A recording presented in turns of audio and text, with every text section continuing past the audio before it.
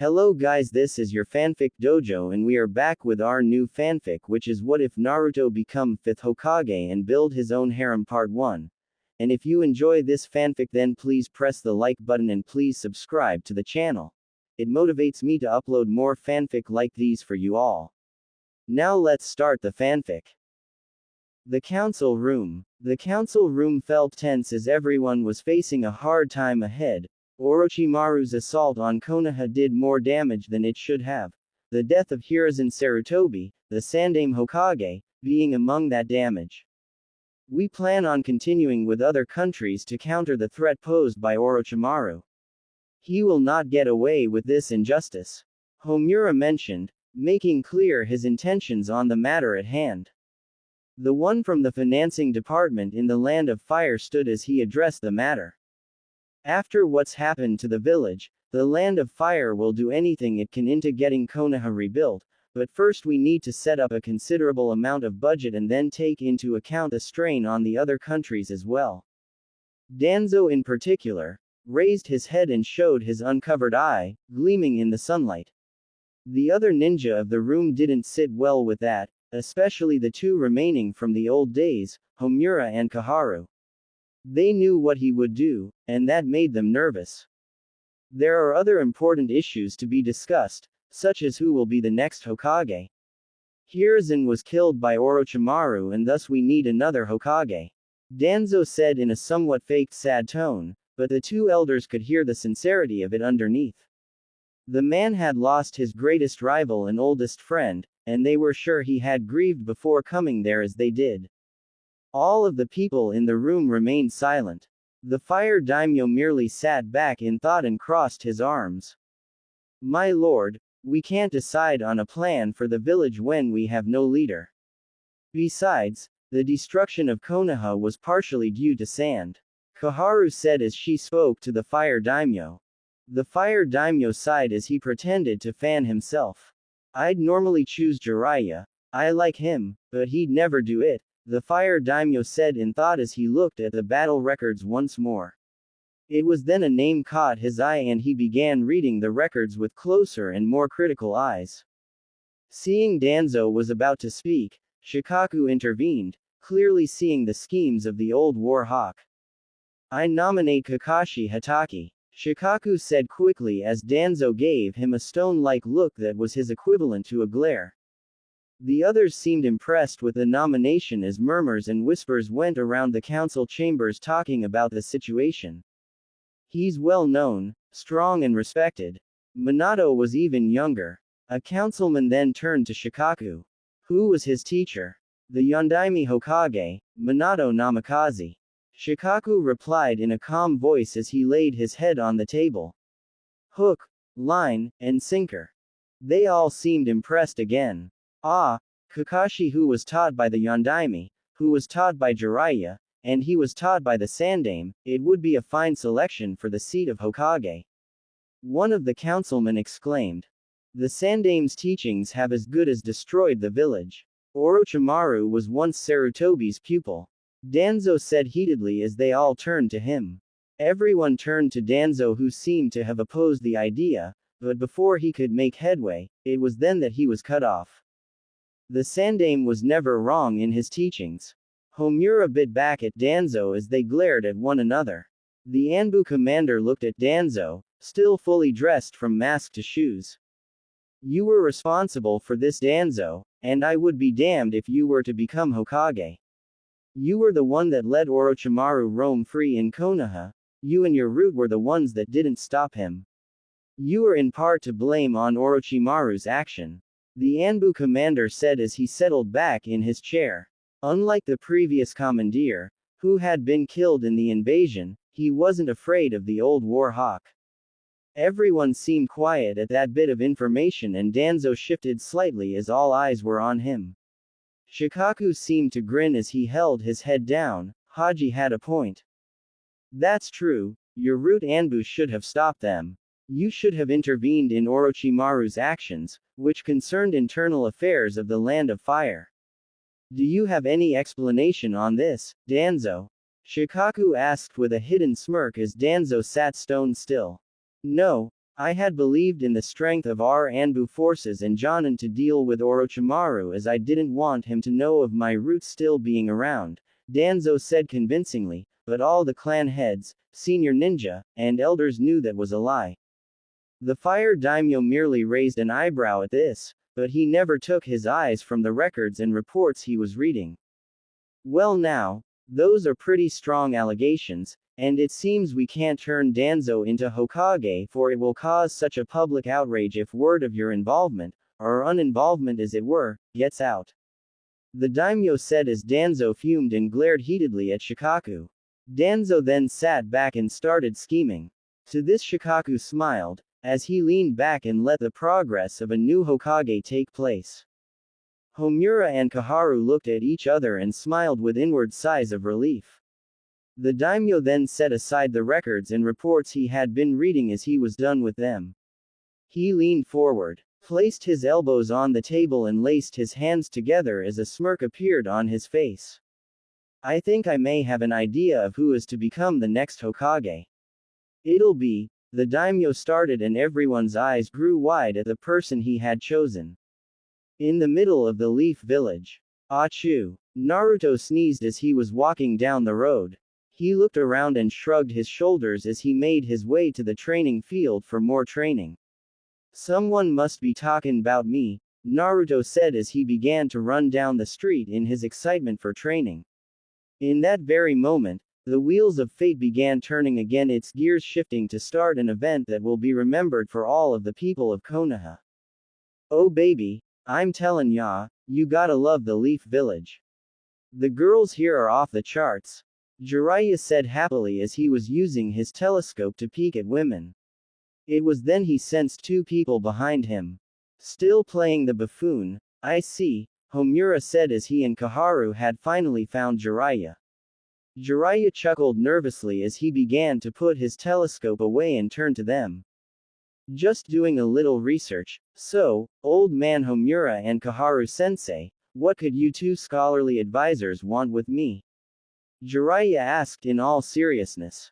Don't waste our time, you should know perfectly well what this is all about. Homura stated. Come on, why the long faces guys? From what I heard, talks with the Sand Village went off without a hitch. Jiraiya said with a shrug.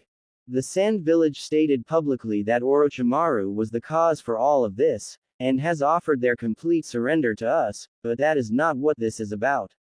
Homura said. They then told him of the things they were doing to control the situation, but then came the part Jiraiya didn't want to hear. But first, we need a strong and trustworthy leader. Kaharu said as Jiraiya sighed. Look guys, I don't know why you're going through the trouble of explaining all this to me. Now if you don't mind, I've got. Jiraiya said as he pulled his telescope back out, but was cut off by Homura. I think you'll be interested in what we're about to say, especially since it concerns you. Homura said quickly and in a stern tone. This village needs the Godime Hokage immediately, Homura started as Kaharu finished for him. And yesterday, at an emergency meeting, with the Lord of the Land of Fire and Shinobi Council present, it was decided, we chose, Kaharu was saying, but Jiraiya cut her off. Oh, I don't know, it's not up my alley to become Hokage, ya know. Got spy networks and agents to run, so can't do it. Jiraiya said as quickly as he could. He never wanted to become Hokage, it was just, not his thing, ya know. Don't worry, we don't want you. Homura said as Jiraiya fell over. Okay. Then who, and why come to me? Jiraiya said as he tried to think of the poor sap they wanted to be Hokage. We came to you because you are close to the one the Fire Lord has chosen, and from the things we've heard, this person would like to hear this from a friendly voice rather than an Anbu summoning them to the council chambers. Kaharu said as Jiraiya struck a thinking pose. Okay. Who's the poor sap I mean, lucky and honorable bastard I mean guy? Jiraiya said as the two elders' sweat dropped at him. It is Naruto Uzumaki, Namikaze. Homura said as Jiraiya's eyes grew wide. His face then became stone serious at the mention of Naruto's true last name, while Homura and Koharu were shocked Jiraiya could look that serious. Naruto? Why Naruto? Jiraiya asked more seriously than he ever had in his life. He'd kill for that boy. True, during Naruto's early life he wasn't around, but when he came back he promised himself to be damn well sure to make up for it. He was just glad Naruto had turned out far better than what he would or could have been had he been around. If Jiraiya was around with the things he heard civilians say back then, well, Konoha would have been a toad's footprint in the dust. The Fire Lord believes the boy to be the perfect choice as Hokage, and we agree. Young Naruto has the same personality as the Shodai and Nidaime Hokages. He also has the same upbringing of Hashirama-sensei did when he was small. Our fathers used to tell us stories of that time and we believe Naruto to be perfect for the Hokage title. Koharu said with a smile as Jiraiya watched her and Homura closely. If they had any evil plans for Naruto, then he'd deal with them, himself. Also, Naruto is almost exactly like Hiruzen was at that age. He, like Hiruzen, is also a fervent believer in the will of fire, which all Hokages were, in this respect. Naruto also has an unstoppable determination and drive which strongly impacts the lives around him. Even his enemies had been affected by his empathy, as even that Sangenin, Tamari has said to refer to the boy's amazing charisma as a unique power that allows him to change the worldly views of others. Homura stated with a smile on his face as Jiraiya's face showed nothing but pure shock. Jiraiya was absolutely and utterly floored. He had never really seen the two elders smile just from talking about a person's Anbu file information before, especially one younger than them.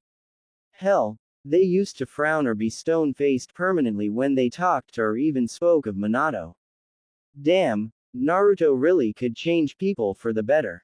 Even though many of the people we've spoken to so far have called Naruto hyperactive, impatient, impulsive, and inattentive, we have also heard that, however, when the situation calls for it or when someone is in trouble, Naruto can be very serious, intelligent, and will instantly try to come to their aid. Those are great qualities of a Hokage. He may be young and inexperienced, but we have a plan to remedy that. Koharu said as Jiraiya sighed and nodded, knowing he would be part of the remedy. Fine, I'll help, but on one condition, Jiraiya said as they began to talk more on the subject at hand. With Naruto, a few hours later, Naruto was stripping himself bare trying to find his ramen ticket as Tsuki sighed. Come on Naruto, you can have this one on the house, but next time don't forget your ticket or money. Tsuki said as Naruto gave him the biggest smile he could. He gave Naruto a fresh, steaming hot, bowl of miso ramen. Thanks, old man Tsuki, you're the greatest. Naruto exclaimed happily. Don't worry about it, just be sure when you're Hokage, you make ramen the official dish of Konoha. Tsuki said with a chuckle as Naruto chuckled as well. Sure thing, everyone should know the greatness that is ramen. Naruto exclaimed as he began eating. After about 5 minutes he was about done when Jiraiya came in and sat next to Naruto. Pervy Sage, I didn't know you liked ramen, Naruto said as he finished. Jiraiya chuckled and ruffled Naruto's hair with a smile. I do, but not as much as you. In fact I'll buy you another bowl, to celebrate. Jiraiya said happily and with a laugh as Naruto was confused, but happy with more ramen. Jiraiya paid Tsuki for Naruto's last bowl and another for both of them.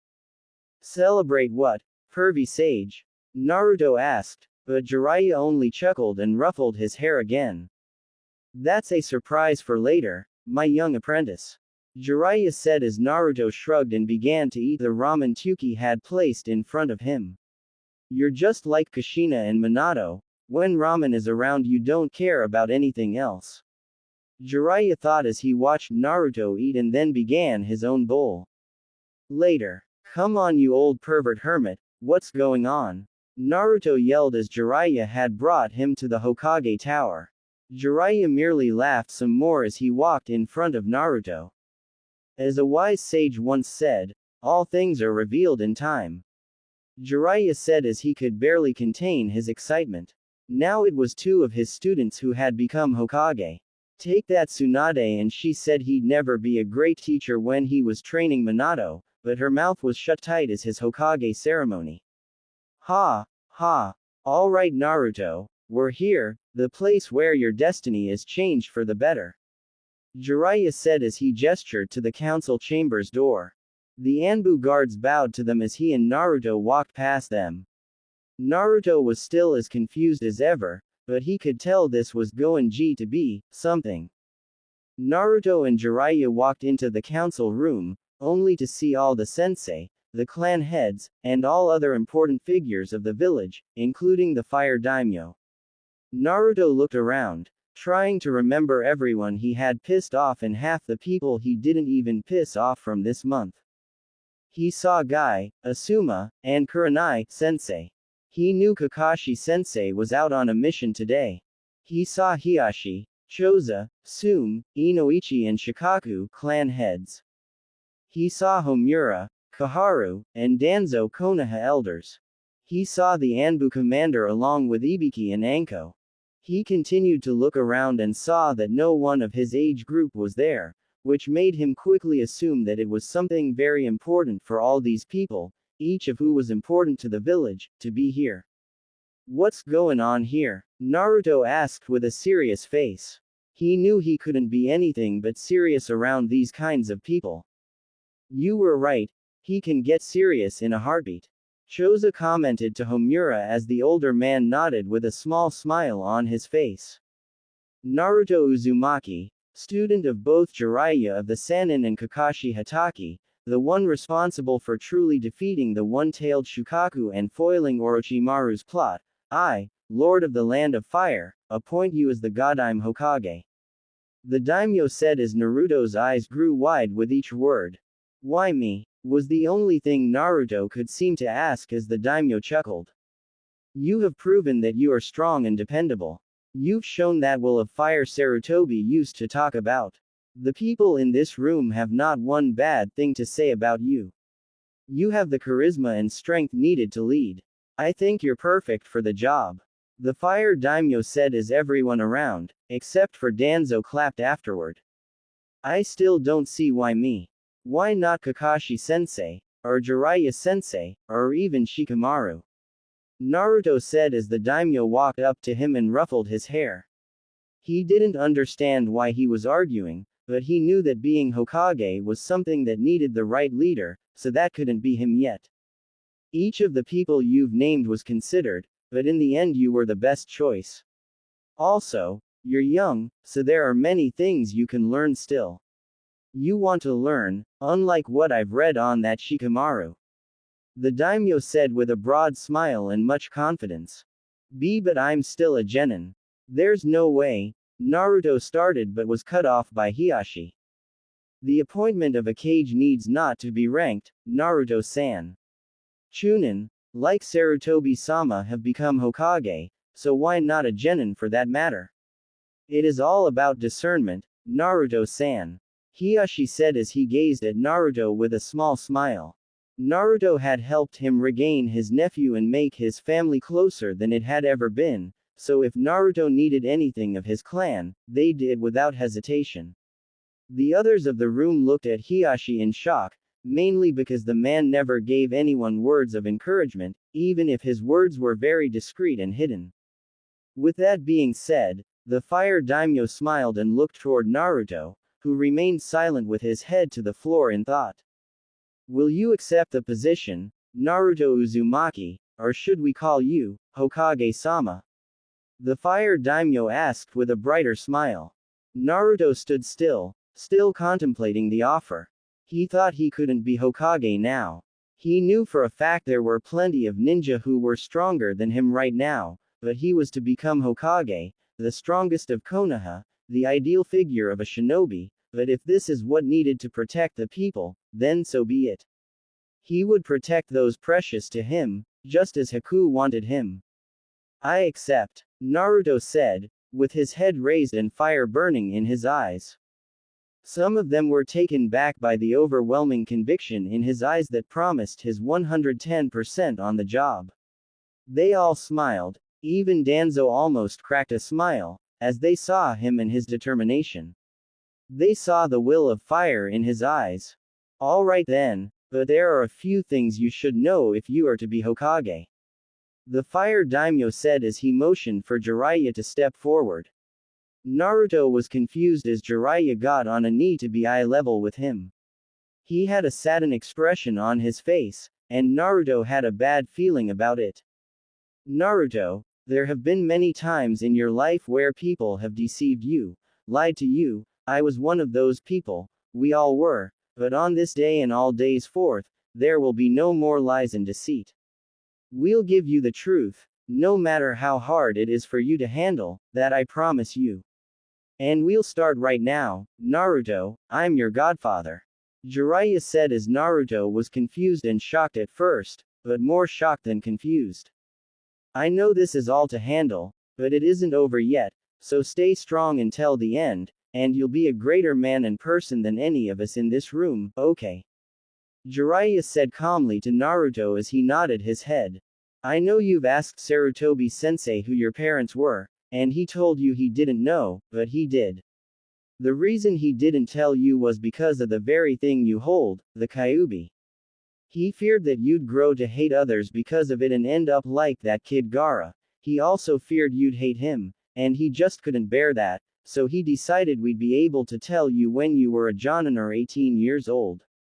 Well, we break that poor decision today. Jiraiya said as Hiashi stepped up.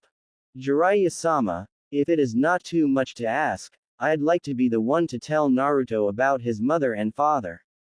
Hiashi said as Jiraiya nodded and moved over for Hiashi to kneel down to be leveled with Naruto. Naruto promised himself to remain quiet until everything was said. He owed that much to his grandfather figure. Even though the old man had lied to him each day, he was still the closest thing to family Naruto had back then. Naruto, I know we may not know each other well, but I knew your father and mother very well. I won't kneel here and tell you of what great people they were, because that could take all night and day, so I get straight to the point. Your father and mother were Kushina Uzumaki and Minato Namikaze, the Yondaime Hokage. Your true name is Naruto Uzumaki Namikaze. Hiashi said as Naruto cried silent tears. He now knew his family didn't abandon him. But that led a question in his mind, to which Jiraiya predicted. Naruto, the reason your father sealed the Kyuubi inside of you is because he could never ask another to give their child if he could not give his. He sealed the Kyuubi into believing you were the only one to be able to carry such a burden, and not hate those around you. And I know he was right. Jiraiya said as Naruto sobbed silently at hearing his father's conviction and confidence in him. Your mother was a great woman herself. In fact, I believe your personality is almost exactly like your mother's, aside from the confidence, potential, and determination you get from your father. She was a beautiful woman as well. Although, she had a quick temper, loved ramen more than her husband's life, and was a loud motor-mouthed, Hiashi said with a chuckle as he remembered the old days. I was on a genin team with your father, and Tuki the ramen chef. We were trained by Jiraiya-sama as genin and then your father continued training under Jiraiya-sama. Your mother was trained by Tsunade-sama, another of the 3 legendary Sannin, along with my wife, Hyuga, and Sasuke Uchiha's mother, Makoto Uchiha. Hiashi said as Naruto looked a bit shocked that old man Tuki had been trained alongside his dad. Was Tuki as powerful as Hiashi or his dad then? Naruto, you should also know that you're from 2 clans, the Namikaze and Uzumaki. Both of which you are the last of. So, you'll need to have a harem to revive them. We know it may be difficult. Hiashi started nervously, faked nervousness, but was cut off by Jiraiya who snorted in disbelief. Jiraiya then wrapped an arm around Naruto's shoulder as if he was some kind of car salesman. The women of the room growled at him as, Naruto, my dear boy, you have a golden opportunity. You get to have multiple women who'll all marry you. Multiple women, Naruto. You need at least 4, but the sky's the limit on how many you can have. I'd kill to be in your shoes, but remember Naruto only chose for love and nothing else. Oh, and not that girl Sakura, she's just all wrong for you. A great sister or friend, but wrong for a wife. Jiraiya said as Naruto nodded his head. He loved Sakura, but not like that anymore. Maybe he could give Hinata a try. She was always nice to him. Also, the Namikaze and Uzumaki clans had bloodlines, but you'll need your clan scrolls for that. Other than that, I believe we've covered everything, so Naruto, do you have anything to say? The daimyo asked as Naruto dried his tears with his sleeves. When his eyes were dried, the others gasped as the burning fire in them was brighter than ever. They all smiled at him as he smirked back. Just one. Let's get started. The next day, Naruto was in the Hokage office, his office, with shadow clones running about doing all the work that had piled up while Homura and Koharu were instructing them on what to do. The real Naruto was reading through B rank and higher mission reports and placing them in 2 piles, success and failure. He was glad to see that only 3 of the 200 reports he had read were in the failure pile. It was then his secretary walked into the fray of clones and papers. Hokage-sama, Danzo-sama is here to see you, should I send him in? She asked as she looked around. All the clones started organizing the papers better and put them away in a matter of seconds when Naruto nodded. The secretary left the room as Homura and Koharu turned and walked toward Naruto. I don't know why you accepted to meet with him, Hokage-sama. He'll only try to play for power. Koharu said as she stood in front Naruto's Hokage desk while Homura nodded beside her. I thought that as well, but there was a man like Danzo once. His name was Zabuza, and he believed everyone was a tool to achieve his goals, but in the end he learned they weren't. I think Danzo and him are a lot alike, so I think I know how to deal with him. Naruto said as Danzo came walking in like he owned the place. The clones worked in silence as he entered the room. Having shadow clones do the work, while the real you has meetings. Impressive young Naruto, given the shadow clone's ability to send information back to the original. Danzo commented as he watched Naruto like a hawk. Naruto was shocked by the bit of info, but hid it under a yawn. He'd have to remember that for later. Yeah, we've been doing a lot of work since early morning, but we've just about finished. Anyways, what did you wish to see me about, Danzo? Naruto said as he leaned forward in his chair. How do you plan to rebuild the village as it now falls to you, Naruto? Danzo said with a smirk on his face as he watched Naruto. He refused to call this boy Hokage-sama. The other 2 elders caught the lack of respect, but Naruto waved it off. I've sent out a message to Wave, and they have said they're not only sending aid and people to help us rebuild, but also an alliance treaty at seeing my signature as the new Hokage. Naruto said coolly as Danzo almost blinked at that. We have not even announced your ascension to the village, or the civilian council yet. Also, what will you do about Orochimaru? Danzo said as Naruto was visible in thought over that.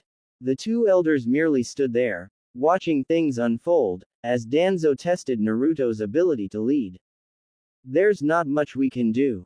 I mean, Orochimaru is one of the Sannin, so nothing short of a Sannin can stop just him, and as the only Sannin we have is Jiraiya-sensei, then we can't do anything but wait until the perfect time to strike.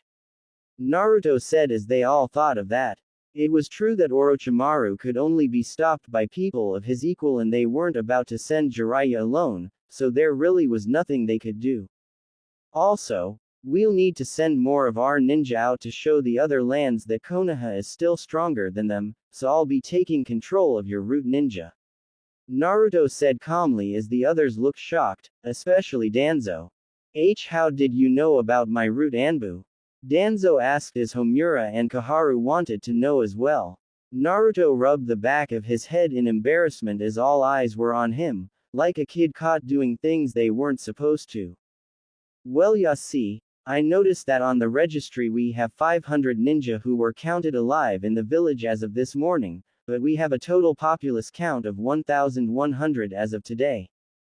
So, I looked over the civilian registry count and we only had 300 people classified as civilians.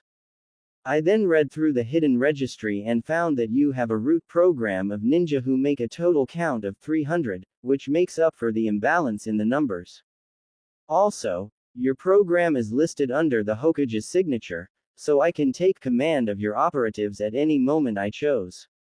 Naruto said, slightly embarrassed that he was put on the spot, but the others were wide-eyed.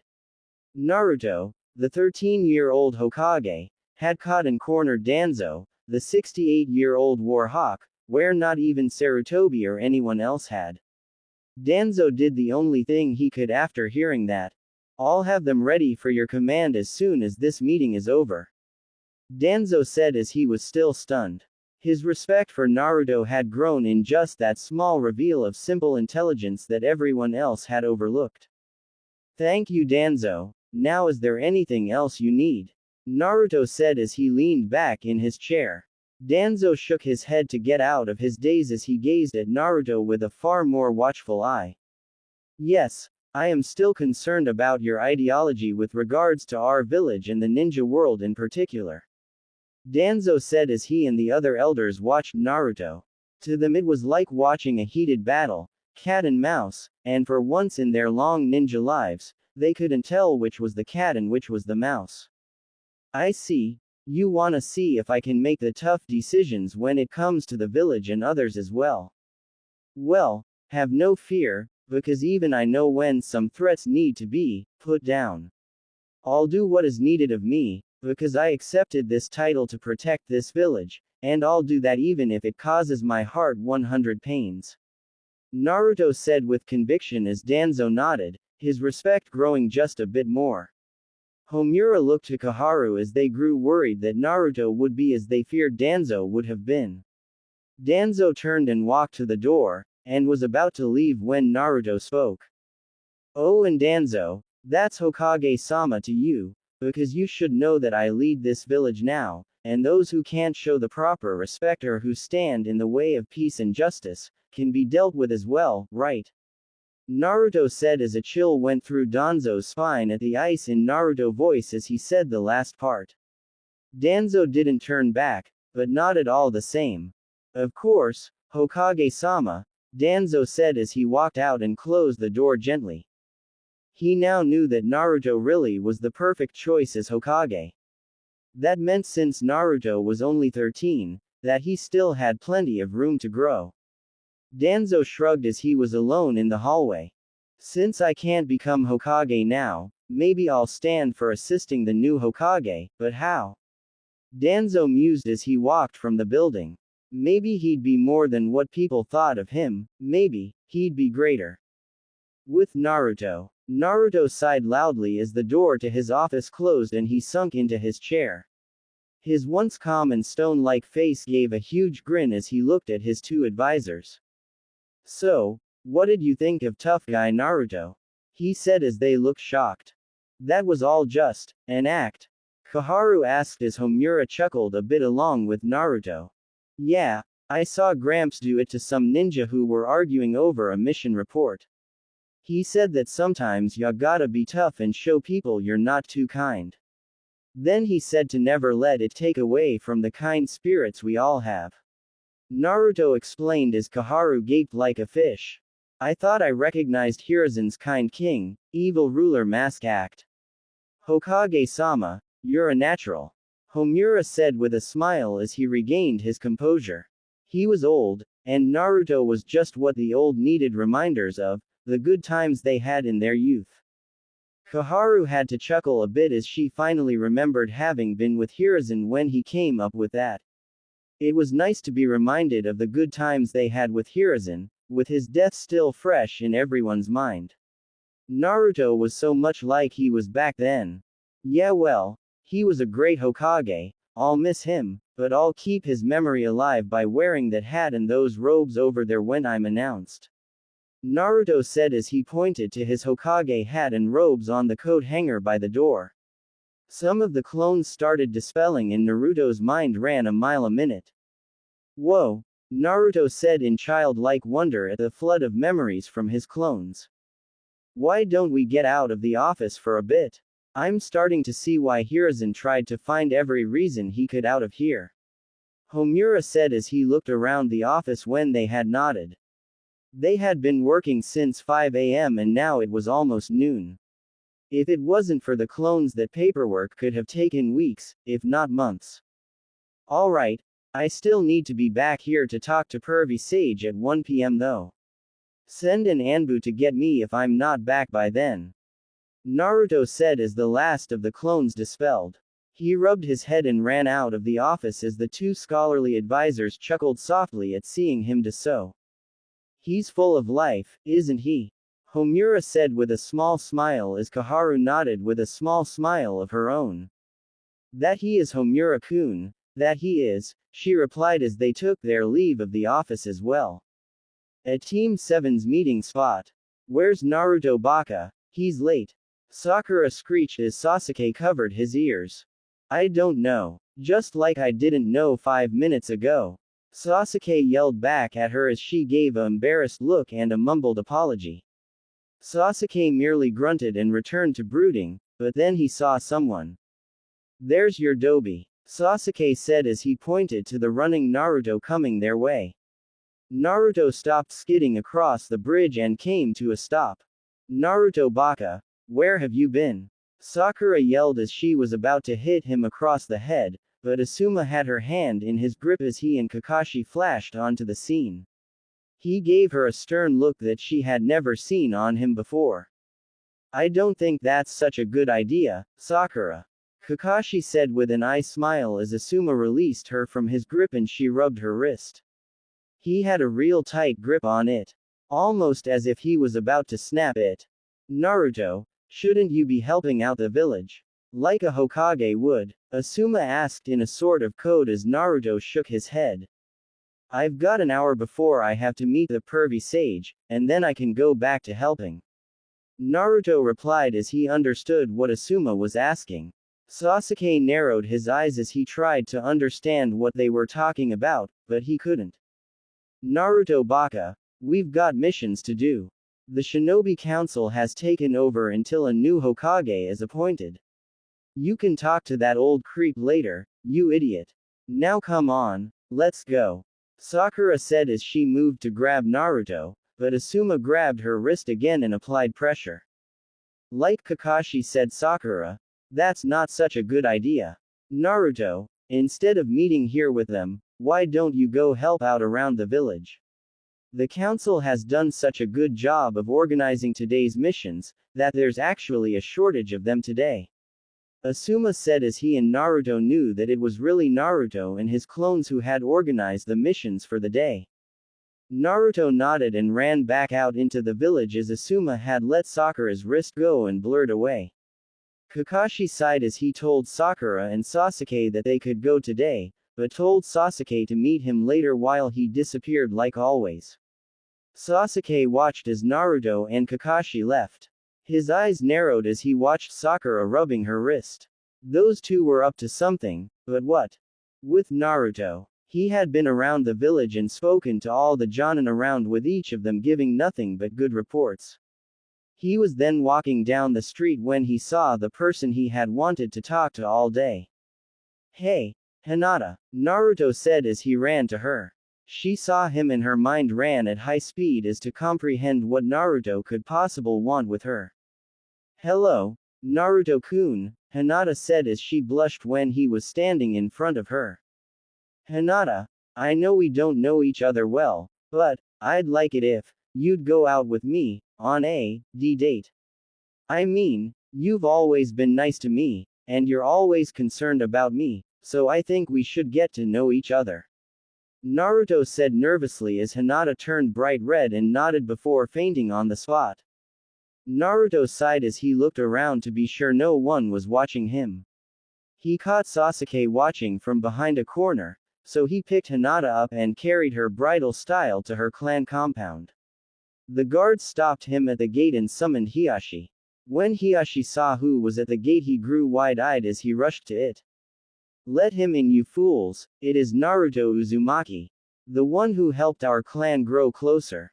I apologize as Uzumaki-san, as they did not know who you were, or your newest statue. Hiashi said as he arrived at the gate. Naruto only smiled and waved it off as they bowed to him. Hiashi and Naruto caught Sasuke watching them, so they walked into the Hyuga compound so the boy couldn't follow. No need for apologizes or formalities, Hiashi-sama. I'm still just Naruto, Naruto said as they walked into the compound. Pleasant and humble, those are good qualities in a leader, Naruto-sama. Hiashi said as Naruto sighed. What did I just say? Naruto asked tiredly as Hiashi chuckled and patted him roughly on the back. In the immortal words of both your father and your mother, especially her, everything people tell me to do goes in one ear and out the other. Hiashi said with mirth as Naruto chuckled a bit. That sounds like something I'd say. Naruto said as Hiashi nodded with an amused smile on his face. They finally reached Hinata's room and Naruto laid her down on her bed. He and Hiashi then went to the tea room and Hiashi closed the door as seals glowed slightly before fading away. He turned back to Naruto, who had a curious look on his face. Sound and identity seals, only Hinata or Hanabi could get in now. Hiashi replied to the unasked question on Naruto's face. Naruto nodded as he and Hiashi sat down. So how goes the recovery?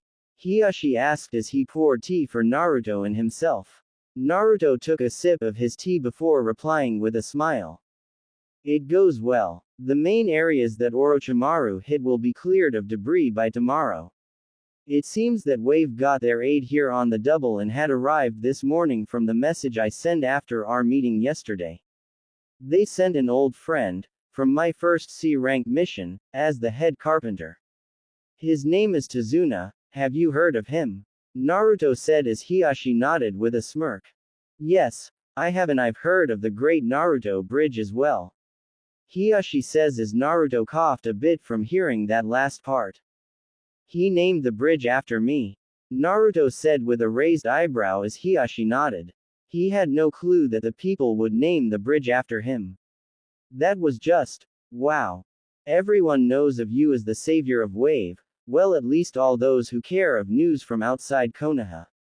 Hiashi said as Naruto gave him a look. You mean the clan heads, elite Chunin and higher, but not the civilians or the civilian council? Naruto asked as Hiashi nodded. Yes, I fear the civilians and those on the civilian side of the council have gotten too comfy in their leisure to remember they are not above the rest of the world. Hiashi said as Naruto looked deep in thought. Is that why they weren't at the meeting to appoint me yesterday? Naruto asked as Hiashi twitched a bit, but nodded all the same. Yes, we all know they would have outright opposed you as Hokage, but also, because in times such as these only the shinobi council, the village elders, and we clan heads hold power of the village.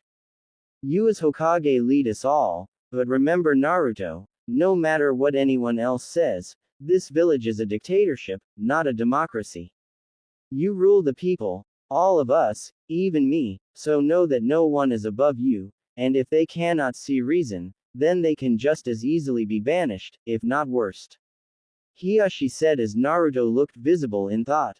Thanks, Hiashi-sama, I'll be sure to remember that. Naruto said as he was still in thought. Hiashi chuckled and gave Naruto a nudge. Don't be so formal with me. I'm sure the way Hinata stalks you, you'll be calling me father-in-law in no time. Hiashi said casually with a smirk as Naruto spit out his tea and turned to Hiashi with a shocked face. She stalks me. Naruto yelled in disbelief as Hiashi chuckled. Like your mother stalked Minato for those 5 months after he saved her, but that's another story for another day. If you ever want to hear any, I'm always free. Hiashi said a bit too happily and nicely. Naruto blinked as he looked at the bright smile Hiashi had on his face. Paperwork? Naruto asked as Hiyashi's face deflated and he nodded quickly with a slight chuckle. I see you've faced a Kage and clan head's worst enemy today, but you look far better than Minato did on his first day. Hiyashi noted as Naruto sat in a more relaxed manner. Yup, and I've defeated it. It was pretty tough, but I managed to get through about all of this month and next month's forms and request. Naruto said with pride as Hiyashi grabbed him by his collar and shook him like a rag doll. How did you do it? How damn it, how? Hiyashi asked, in hysterically serious anger that was completely unbecoming of a clan head, as he continued to shake the poor boy's shadow sea clones. Naruto said as Hiyashi cursed under his breath and made a clone to handle his paperwork. Well, now I really am free all day. Thank you, Hokage-sama, you've now helped me with 4 problems in my life. Hiyashi said with a smile as Naruto looked at him in confusion. 4. But that was 2. The bringing your family closer and the paperwork. What else did I help you with? Naruto asked as Hiyashi sat up straighter. You've also helped me with my problem of what to do with Hinata. I was worried that I'd have to place the caged bird seal on one of my children, but since Hinata loves you, that won't be a problem. Also, you've helped me realize that I need to spend more time with my family, instead of with the past. I spend so much time reflecting on the past mistakes that it hurt my family, and in the end it brought nothing but more problems. Hiyashi said as Naruto's mind was still stuck on the fact Hinata loved him. Naruto-sama, I have but one more favor to ask of you before anything else. I know you have helped me and my family much, but I feel I must ask this of you. Hiyashi said, almost begged, as Naruto shook his head of his thoughts. Sure, Hiyashi, anything, Naruto said, but got the strangest feeling those were the wrong words. Marry my daughter, Hiyashi said as he bowed to Naruto, while the latter's eyes were wide with pure shock in them. But neither noticed the door to the room had been opened and 2 figures were standing there in the doorway with shock on their faces as well. Naruto knew he couldn't go back on his word now. He never goes back on his word, so now that he was Hokage, that would mean everything. Besides, Hinata was a kind, caring, and if not a bit quiet and weird, sweet girl. So, he steeled himself as he prepared to do something no one his age should have to. Yes, Hiyashi-sama, I'll take Hinata-chan as my first wife. Naruto said with slight confidence as Hiyashi sat up straight from his cushion and gave Naruto a smile, and then his face turned to horror as he looked behind Naruto. Naruto was confused and looked behind himself as well, only to see Hinata and Hanabi, just as Hinata fainted with the biggest smile on her face. In the village, Kakashi was standing outside of a normal tea shop reading his book as Asuma and Kurenai came up. Hey guys, you two seem to be getting along well, Kakashi said with a slightly amused tone in his lazy voice. Kurenai blushed and looked away, but Asuma didn't react at all. Idiot, Anko just asked me to pick up some dango for her, Kurenai said as she was still blushing. And what are you doing here besides catching up on your reading? Asuma asked Kakashi as he knew the man wasn't just here by coincidence. He glanced up and down the street, but saw nothing out of the ordinary. I need to buy something to put on a grave, Kakashi said as they both caught on to the lie quickly. Asuma then knew something was seriously wrong for Kakashi to blatantly lie like that, so they all played it cool and followed with it. Plus I'm meeting somebody here, Kakashi said with a glance into the tea shop they were standing outside of. Asuma and Kurenai glanced in there as well, seeing 2 people with black cloaks with red cloud patterns and bamboo hats on. The 2 seemed a bit too relaxed, but even Kurenai could tell they were powerful. Just waiting on Sasuke, Kakashi said as one of the people gripped his cup harder and made his ring strap against it, causing a noticeable noise that made Kurenai jump slightly and Asuma tensed as they all continued to watch the 2. The 2 suddenly vanished into thin air as Sasuke approached Kakashi. Kakashi, it's not like you to be earlier, Sasuke commented as he reached them. Kakashi and the others didn't even turn to him as they looked toward each other.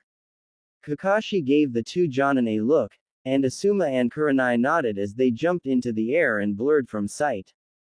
With Naruto, he and Hiashi had just been about to explain things.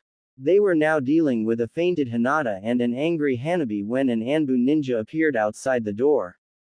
Hokage-sama, urgent news from Anbu Patrol 5. The Anbu said from his knelt position. Hanabi would have seemed shocked if Hiashi hadn't struck a pressure point to the back of her neck, knocking her out, as the Anbu appeared. Hiashi motioned the Anbu into the room as he and Naruto had serious looks on their faces. Hiashi closed the door and reactive the seals as they began. Report, Naruto said as he was in full Hokage mode.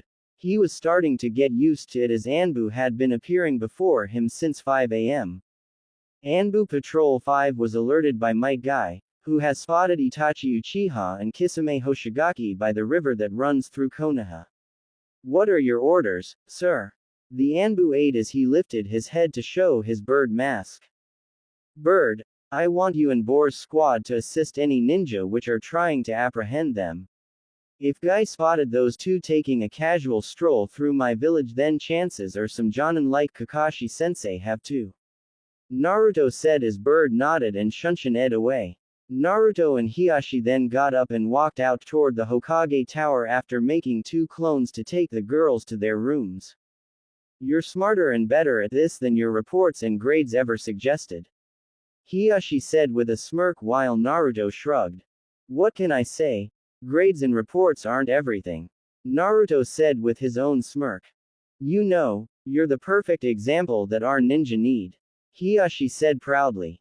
Thanks, Naruto said quietly as they finally reached the tower, with Jiraiya already outside. I know, now we go greet our guest, and give them a proper Konoha welcome. Jiraiya said with a grin as Naruto and Hiashi grinned back. Well, I did miss my morning training, Naruto said as Jiraiya placed a hand on his shoulder. And I forgot my morning exercise. Oh well, this make up for it. Hiashi said as he and Jiraiya used the Shunshin to teleport to the fight. At the river, Itachi needed to get away and Kakashi knew too much. Itachi didn't want to use the Tsukuyomi on Kakashi, but it was unavoidable. Damn his now blurring eyesight and lack of chakra. Kisame, we'll take Kakashi with us. We don't need the others, get rid of them. Itachi spoke in monotone as Kisame charged forward with his sword, Sharkskin. Sever Leaf Hurricane. Guy exclaimed as he knocked Kisame away with a spinning back kick which held much speed and power. It was then Naruto, Jiraiya and Hiashi arrived. As soon as they had Naruto made a 100 clones and Hiashi blurred forward to strike Itachi with the gentle fist.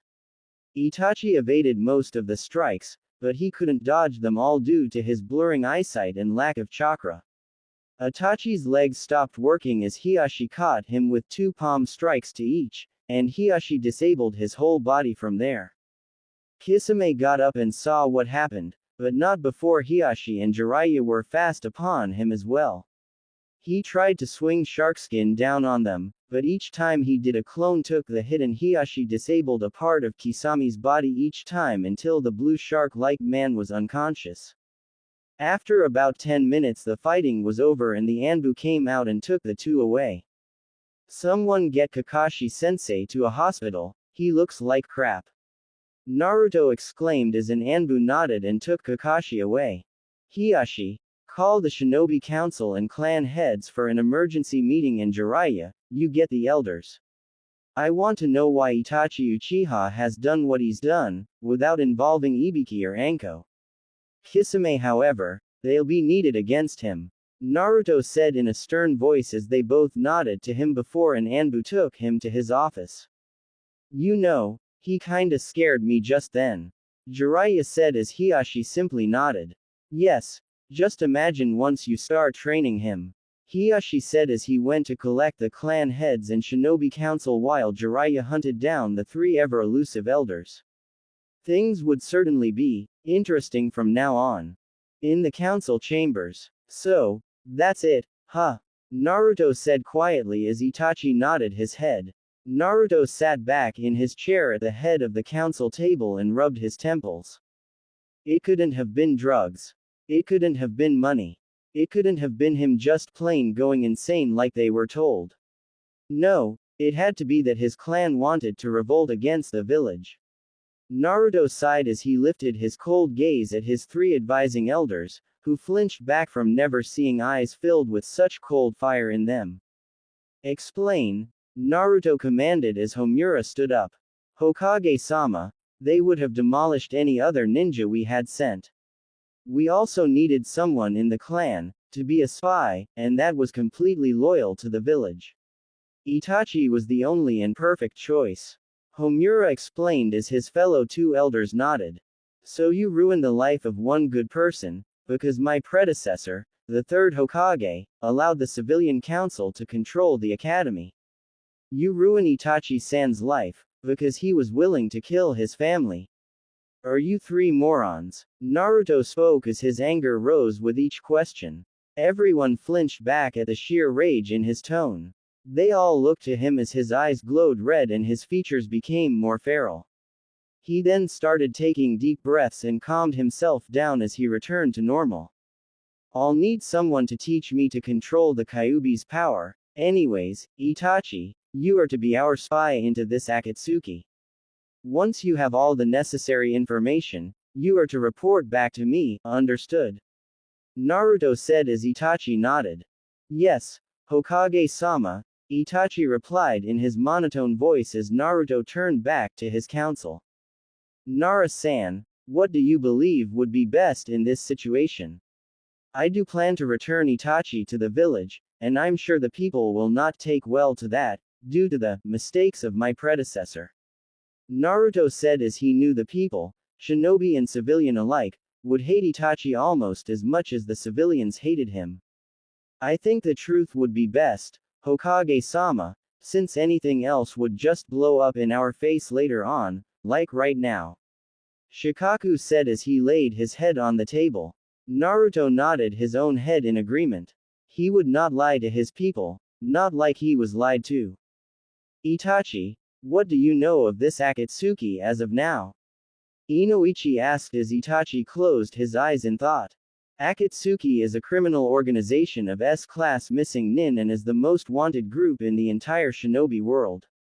Their main goal is to collect all of the tailed beasts for their plan of world domination. Itachi said as the others of the room grew wide-eyed and gasped. Naruto unconsciously let a hand rub his stomach as Jiraiya patted his shoulder. Akatsuki, at any given time, is composed of no more than 10 primary members, all of whom are S-rank criminals. Members always work in teams of 2, with the exception of Zetsu, who functions as the organization's spy, and they make use of their unique skills to the team's advantage. Team members must function very well together, or at least stand each other to accomplish their task even though they have mutual problems with each other.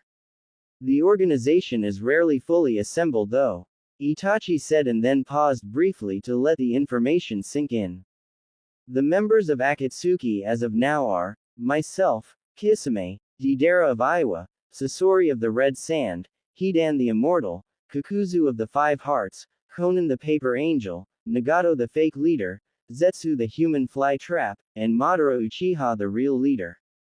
Itachi said with the others gaping and gasping at the names, especially the last. But how? He should be dead of old age by now. Koharu said with her mouth agape. She remembered that the man was about 38 when she was born, so that would make him 105 years old right now. I think we should all know that in the ninja world, we are to expect the unexpected. Naruto said sagely as he sat back and rubbed his temples. He really didn't need those kind of worries. If what he read from their bingo book pages was right, then not even Kakashi-sensei could take any of them on now. Maybe with some training. Also you should know, Hokage-sama, that Madara was the reason for the Kyuubi's attack on the day of your birth. Itachi said with his eyes on Naruto as Naruto's face showed complete shock. Naruto shook his head, leaving those thoughts for another day. Since we're being brutally honest here, and I did promise I wouldn't lie or hide anything from you anymore Naruto, you should probably know that two of the people he mentioned I trained. Jiraiya said while he scratched his head in embarrassment and gave a cheesy grin as Naruto merely raised an eyebrow. For some reason, I'm not surprised. Just tell us which ones and how long ago. Naruto said as he began massaging his temples again. Damn, this was his first real day on the job and he already had crap to deal with. It was Nagato and Konan, but it was back in the Second Great Shinobi World War. They looked after themselves until I found them. I gave them food and taught them how to use ninjutsu so that they could defend themselves. After 3 years of training, I was happy enough with their progress that I returned to Konoha, leaving them to forge their own future as shinobi. Last I had heard they were dead. Jiraiya said with a completely serious face as Naruto sighed. Alright, here's what we're going to do so far. Itachi, you and Kisame will do whatever it is that you do, but be back here on my call. Also, due to the mental stress Kakashi-sensei is in, no one at our hospital can heal him, so first we need to find a healer, since we can't do much about the other stuff that's been brought to our attention, but I still want information on each and every one in Akatsuki. Naruto said as they nodded and Jiraiya grew a smirk on his face. If it's a healer you need, look no further, cause I know the perfect one. Jiraiya exclaimed as Naruto gazed at him weirdly. And that would be, Naruto said as Jiraiya grinned at him.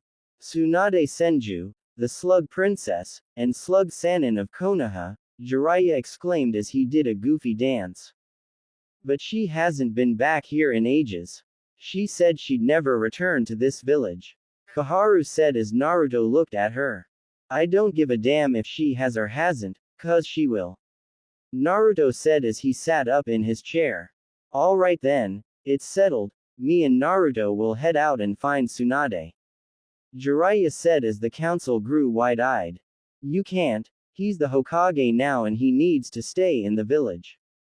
Koharu said as Homura and Danzo nodded. I know that, but he's not going to be announced until everything is calm and done with, besides I still need to start his training and it'll be a good time to do so. Jiraiya said with a small smirk as the elders looked to one another. There's something you're not telling us, Jiraiya. Out with it, Homura said sternly as Jiraiya gave him a grin. Nothing gets past you old fossils. There is a way for Naruto to run the village and travel with me. A blood clone would be able to do so. Jiraiya said as Homura and Koharu looked to one another in uncertainty. A blood clone would be able to. The blood clone could also use the shadow clone jutsu and the information from them would even be shared with the real original. He could also keep up with more training that way. Being able to learn and master things, which would normally take years, in a matter of days, he'd even be able to act as a normal ninja with the blood clone doing the normal work of the Hokage. I say we do it. Danzo mused over as he finally decided to go with Jiraiya's plan. The others nodded after hearing him. Alright then, pack your things Naruto, cause after I teach you this jutsu we're out of here tomorrow. Jiraiya said as he disappeared in a plume of smoke. Naruto called a break to the meeting and went to pack his things. He now lived in the Hokage mansion, so he didn't have to far to go to his new mansion from the council chambers.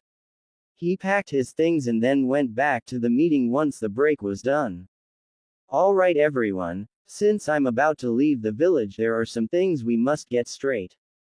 While the real me is absent only elite Chunin and higher will receive missions directly from my clone.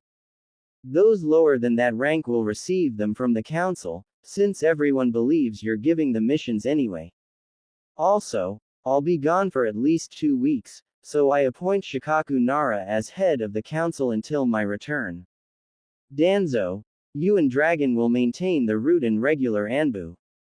Homura and Koharu, you two shall head the civilian council, since they'll try anything to gain power in my absence, mostly because they are unaware that I was made Hokage. The rest of my orders are to act as you always have, with Konoha's best interest at heart, and right now that is a strong face and kind heart. Naruto said in a commanding voice, yet it was still kind and smooth as he smiled at them. Even Danzo and Hiashi cracked small smiles at him. Then Hiashi remembered something.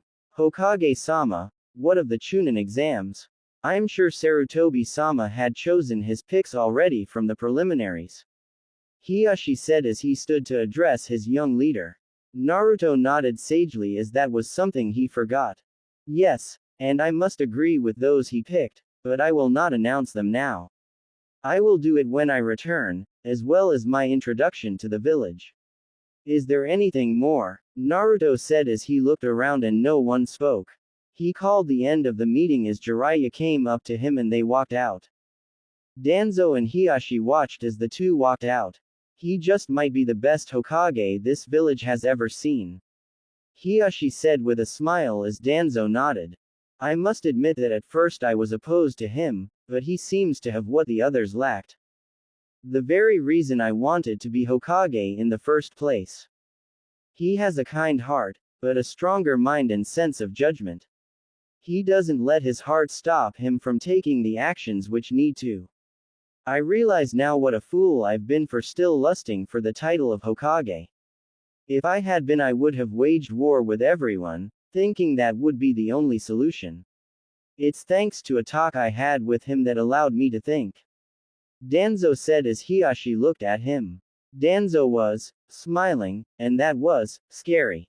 Oh, and what was it he made you think about? Hiashi asked as Danzo looked toward him.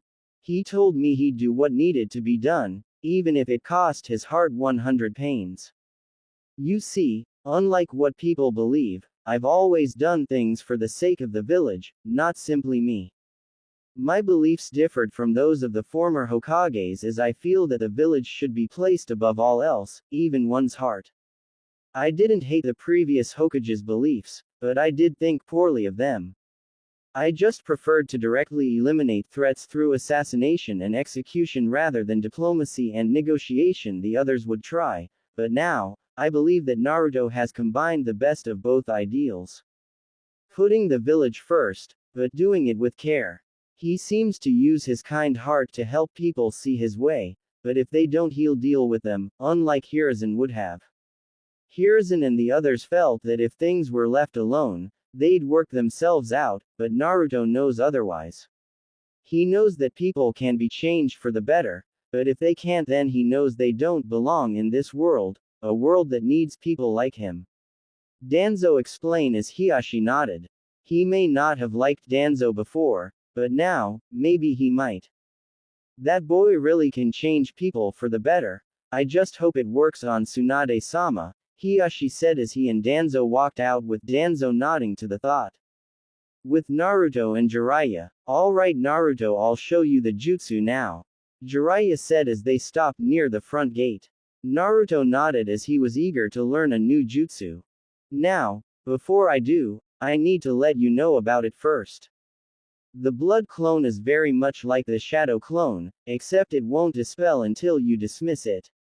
It will do everything you would do, even your thought process, and it can use jutsu as well. Now I want you to draw blood from your thumb and make the ram hand sign. Focus your charka as you would for a shadow clone and then go into all the hand signs of a summoning and finish with the shadow clone hand seal. Jiraiya explained as Naruto nodded and did as he was instructed. Ninja art. Blood clone jutsu, Naruto said as a clone popped up next to him in a haze of crimson smoke. Jiraiya looked it over and then punched it into a wall with it forming a crater the shape of its body. Hey, what the hell was that for? The blood clone yelled as he walked out of the crater like it was nothing. Jiraiya looked to Naruto for the answer as Naruto shrugged. I have a high pain tolerance, Naruto said with his shrug. Again, sorry for not being there, kid, Jiraiya said as he knew he added charka to that punch. He wasn't Tsunade, but that could have laid a Jonin ninja out for a week. Like I said on the way here, it wasn't your fault. You needed to watch Orochimaru and the Akatsuki, Naruto said as he waved off the apology. Jiraiya sighed as Naruto turned to the clone. You know what to do, right? He asked his clone as the clone nodded and jumped to the roofs to get back to the Hokage tower. You ready to head out? Jiraiya asked when the clone was out of sight. Yup, Naruto exclaimed with a smile. He was always excited to get out of the village. Plus he would finally be able to get some real training done.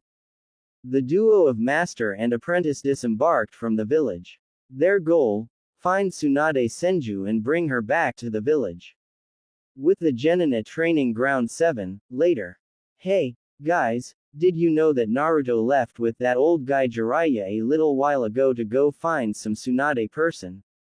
Kiba asked as he reached the spot the others were. The only one who didn't look surprised was Shino. Then again, you could never really tell the expression on Shino's face, or tell how he was feeling, as he always sounded the same. Hinata fidgeted nervously as her face went red, but they all ignored it. Sasuke gave a snort as he didn't care and Sakura followed his every action. Really? Ino asked nervously as she had long since stopped being a Sasuke fangirl. After she heard what Naruto had done to protect his friends, it opened her eyes to the truth about a lot of things. Yeah, I heard on the way here that they left a little while ago. It doesn't matter to me, but I thought his team might wanna know. Kiba replied with a shrug as Sasuke snorted again. I don't care what he does, so long as he's not here to get in my way. Sasuke said as he leaned against a tree. Yeah, that idiot is probably going away cause he tried to be cooler than Sasuke-kun when the sand and sound invaded. We all know Sasuke-kun was the one to beat that demon Gaara. No one gets in Sasuke-kun's way. Sakura exclaimed as Sasuke simply took the credit for the fight when people asked about it. No one would believe the dope would actually win a fight. Why not take some Anbu or Hyuga then too? Shikamaru asked as he, along with Hinata and Shino, knew who Tsunade was. Because Jiraiya was only allowing one person along with him, so he chose Naruto. Don't know why, but he must wanna to teach the dope how to eat something other than ramen. Right, Hinata, Kiba said as he nudged her. She gave him a scary look and he backed away slowly. He turned to Shino, who took a sip of the drink he had brought.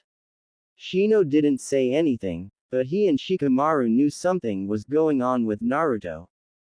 Makes sense. The dope probably can't even spell ramen, Sasuke replied with a smirk as Sakura had hearts in her eyes, but no one else but Kiba paid attention. Do you think there's anything going on between those two? Choji asked Shikamaru as they both noticed Hinata's spike in chakra as she tried to suppress her anger. Who? Naruto and Hinata? Sakura asked as she had overheard them. Hinata, Ed, and went red-faced as she pressed her fingers together as she tried hard not to faint from what she had heard earlier that day. What would make you think Hinata would love a baka like that? Hinata's a Hyuga clan heir and Naruto's a baka street urchin. She would never like him, he's trash. Sakura exclaimed as everyone, but Hinata and Ino, sighed at her, even Sasuke. They all knew Hinata had loved Naruto for a long time and Sakura was more oblivious than Naruto to that fact. Hinata and, surprisingly Ino, growled lowly at her for talking about their man. Wait. Ino backtracked, our man. Since when did that happen? I mean Naruto's cute, kind, sweet, goofy, exciting, okay, it's official, I just started falling in love with Naruto. I mean, he is a great guy after all, but I couldn't do that to Hinata. I couldn't just steal her man, even if I did want him now, I'll just tell Hinata how I feel, and see what happens. I'm sure Hinata could help me and I could help her, but I'll tell her later. Ino thought as she looked at Hinata and then sighed as she resolved herself to do what needed to be done. Shikamaru and Shino, of course, were silent on the matter. The two knew Naruto and Hinata had, at the least, some kind of relationship by the way Hinata was acted, but they weren't going to tell anyone. Shikamaru was just too lazy to do it, as it would cause him a good amount of grief. And Shino, well, he just didn't talk a lot. Although when they saw how Ino was acting they had raised eyebrows as they knew Naruto was gonna be one unlucky bastard if those two had a cat fight while he was gone. Itachi just stood on top of the tree across the clearing as he had been watching his brother. He wondered how often his brother smiled or laughed these days, but he could plainly see he didn't. Itachi frowned and narrowed his eyes at Sasuke as he knew his brother took the road he didn't want him to. Damn it, Sasuke, why aren't you what I expected you to be? You were supposed to hate me, and try not to be like me. You were supposed to want nothing to do with power, and only want to live, to find love, to kill me and be done with it. Why can't you see that, foolish little brother? Itachi said as Kisame blurred next to him. Time to go catch up with Hokage-sama and Jiraiya-sama.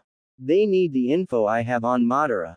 Kisame said as he stole a glance at the group of genin. He wondered how long it had been since he and Zabuza had been like that, except those kids were normal. I thought you said you weren't helping them. You said you'd never betray your Mizukage. Itachi said in his normal monotone voice as he continued to stare at his little brother. I did, but then I learned of what Madara did to Naruto-sama. It's kinda like my childhood, and I'd be damned if I don't follow the kid. He took that kinda pain way better than I ever did, and he came out still kind and happy. I think I want to see how he does it. After my interrogation, Ibiki told me that Naruto has a way of bringing the good out of people. I wanna see him do it to Tsunade-sama. Kisame said with a small smile that Itachi thought he was imagining. Kisame didn't smile. He smirked and grinned, but never smiled. Itachi nodded as he turned from the genin with closed eyes that snapped open to reveal his active Sharingan. Fine. I think I want to see this power as well, Itachi said as he and Kisame blurred from the treetop. Sasuke looked over at the treetop, and could have sworn he saw his brother, but he saw nothing now that he was really looking at it.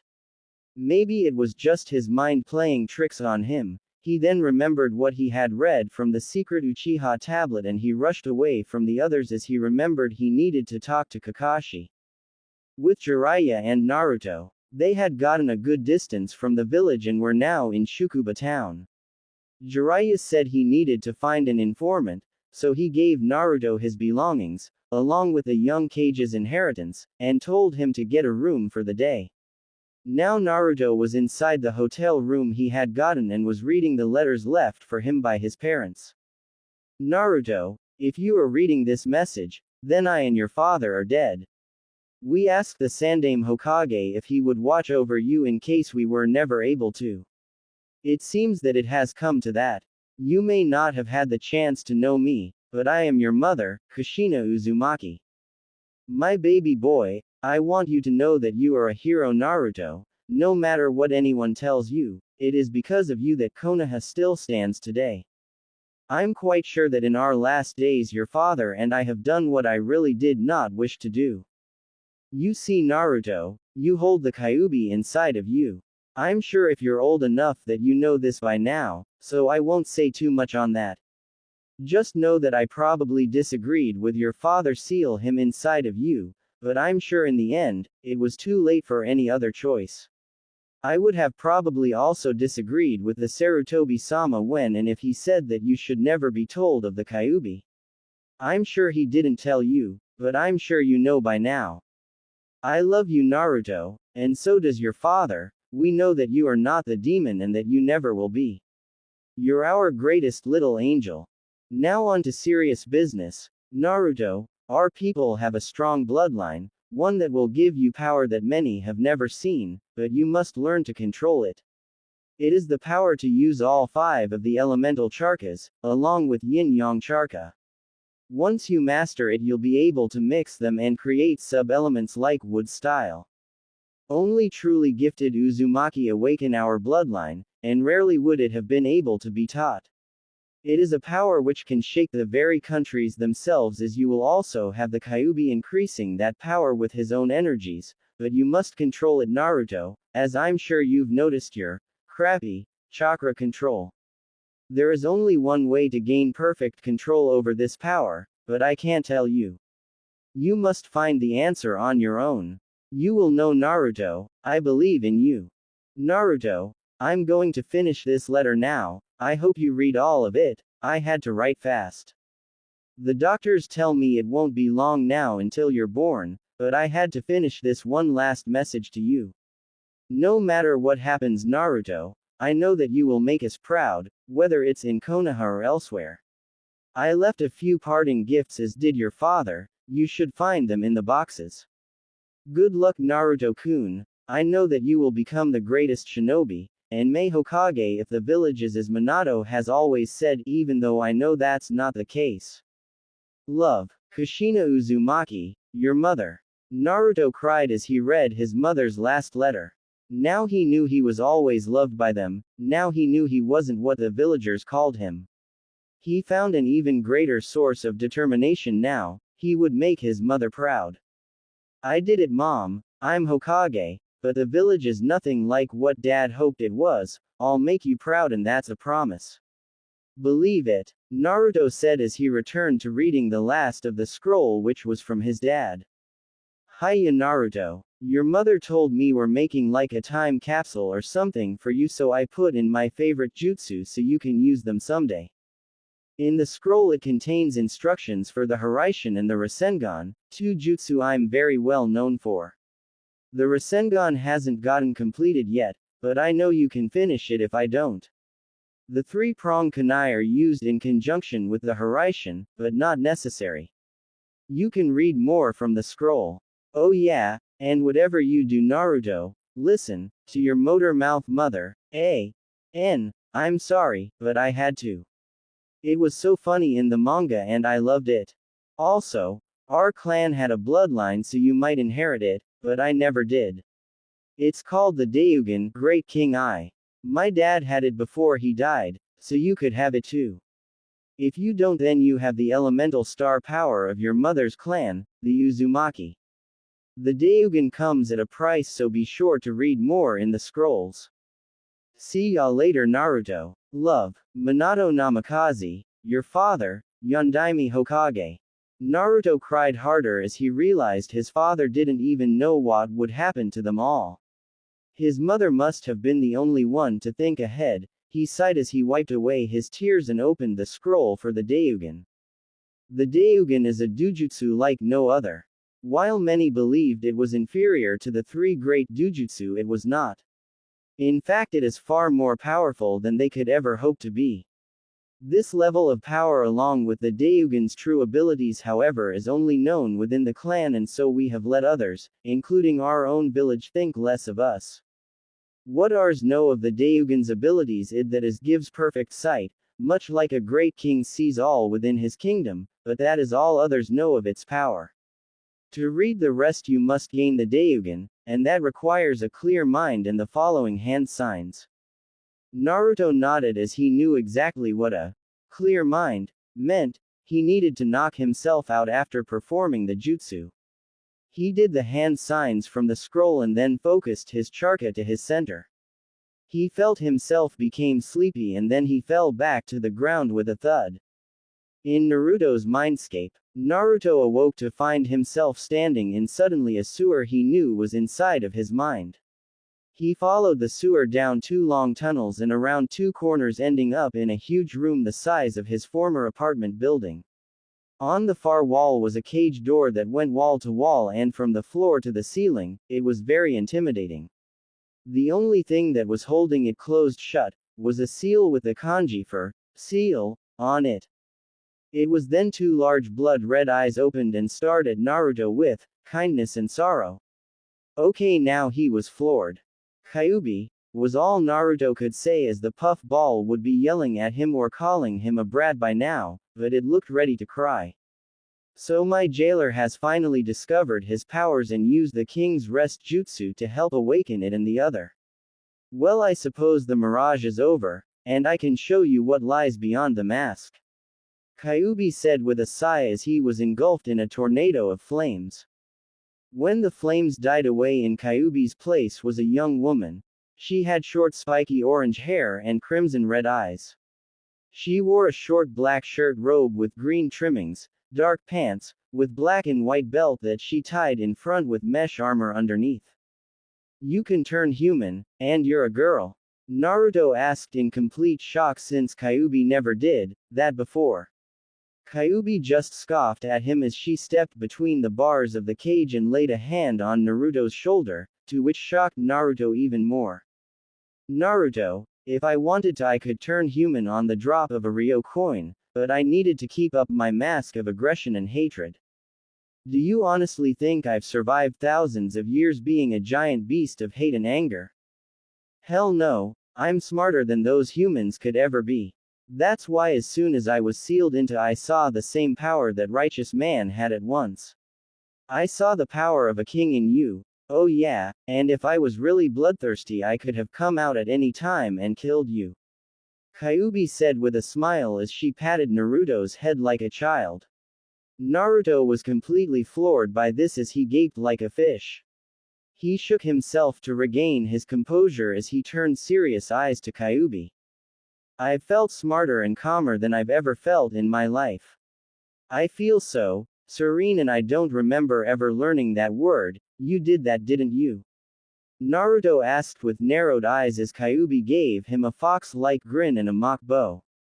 But of course, I couldn't have my host be a moronic Hokage, could I? Besides, I was going to do it in a couple of months anyway, so I just started earlier. But, back to the reason you're here. You're here to acquire the power of the Daiyugan. I must warn you that it wouldn't be easy. Thanks are given up to obtain that Dujutsu and they know of its true power. If you truly wish to gain this blessed yet cursed power, then follow me. Kyuubi said as she walked out of the room with Naruto close behind. They quickly made it to what seemed like a stone tablet. Naruto was confused as Kyuubi grabbed his hand and placed it on the stone tablet. His body started to glow as he began to slowly fade away. Naruto, don't question things from here on out. Just go with the flow and think before you speak. Also, when you get there and see that man you'll have to give something up. Be sure to think before you speak, Naruto-kun. Kyuubi said as she kissed his cheek before he completely faded away. In the thought tower, Naruto didn't know why, but he knew this place like the back of his hand. It confused him, but like Kyuubi said, he just needed to go with the flow.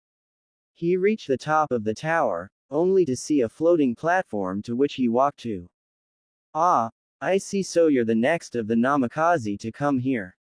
What is your name, young one? A voice said smoothly and calmly. Naruto looked up and saw a young man sipping tea and reading a book as he sat lazily in his throne-like chair in the center of the platform. He had short wavy black hair. He wore a black uniform that seemed to be for a school. His purple eyes gazed over Naruto with disinterest and then, excitement as recognition flashed through them. Ah, so it's finally your turn, Naruto. The man said as Naruto simply nodded, not wanting to seem out of the loop on the subject. Good, then you must know why you're here and the requirements of it. The young man said as he sat up straight and gave the presence of a true king. Naruto couldn't help but nod as he felt that anything this man told him would lead to peace and posterity. Good, then allow me to explain who I am. I am Lelouch Namikaze and I was the first of the Namikaze clan. You see, when I first died the world was created anew and I was revived in this era. I still had the powers of my old life, so I simply used it. I didn't want anyone trying to steal our power or knowing of it, so I made it to where only select members of the clan had it and only they could use it. After being in this world for about 10 years I joined my clan with a man named Hashirama and his Senju clan. And well, you know the rest of that story. Lelouch said as he stood and walked over to Naruto with a kind smile playing on his face. Now on to what must be done for you to receive my power. You must give up something that you possess, and once you give it up you can never have it back. Lelouch said with a stone serious face. Naruto placed his chin in his hand as he thought it over. Kyuubi said not to question things, so he wouldn't. Kyuubi said to go with the flow, so he would. Kyuubi also said to think before he spoke, and so he was. Now what could he give up that wouldn't seem stupid but wouldn't impair him? Lelouch stared at him with his smile back in place. If what he thought and knew about his descendant was true, then Naruto would make a better choice than he when he was alive. I'll give you my hatred, Naruto said as Lelouch's smile broadened. He ruffled Naruto's hair as he let out a chuckle of amusement. You've passed my test, Naruto, Lelouch said as Naruto grew a bit confused. You see, the only ones who could hope to have my true power were the ones who would give up a dark trait of theirs. There were others who gave up other things, but only those who would give up their negativity could gain my true blessing, and you just so happened to be the first, Lelouch said, trailing off as he thought about the stupidity of his clan. If only it hadn't skipped Minato, and Naruto was Minato's grandson. So here is my truest blessing, the full potential and power of the Daiyugan, the Kami Daiyugan, Lelouch said as he jabbed two glowing fingers into Naruto's eyes.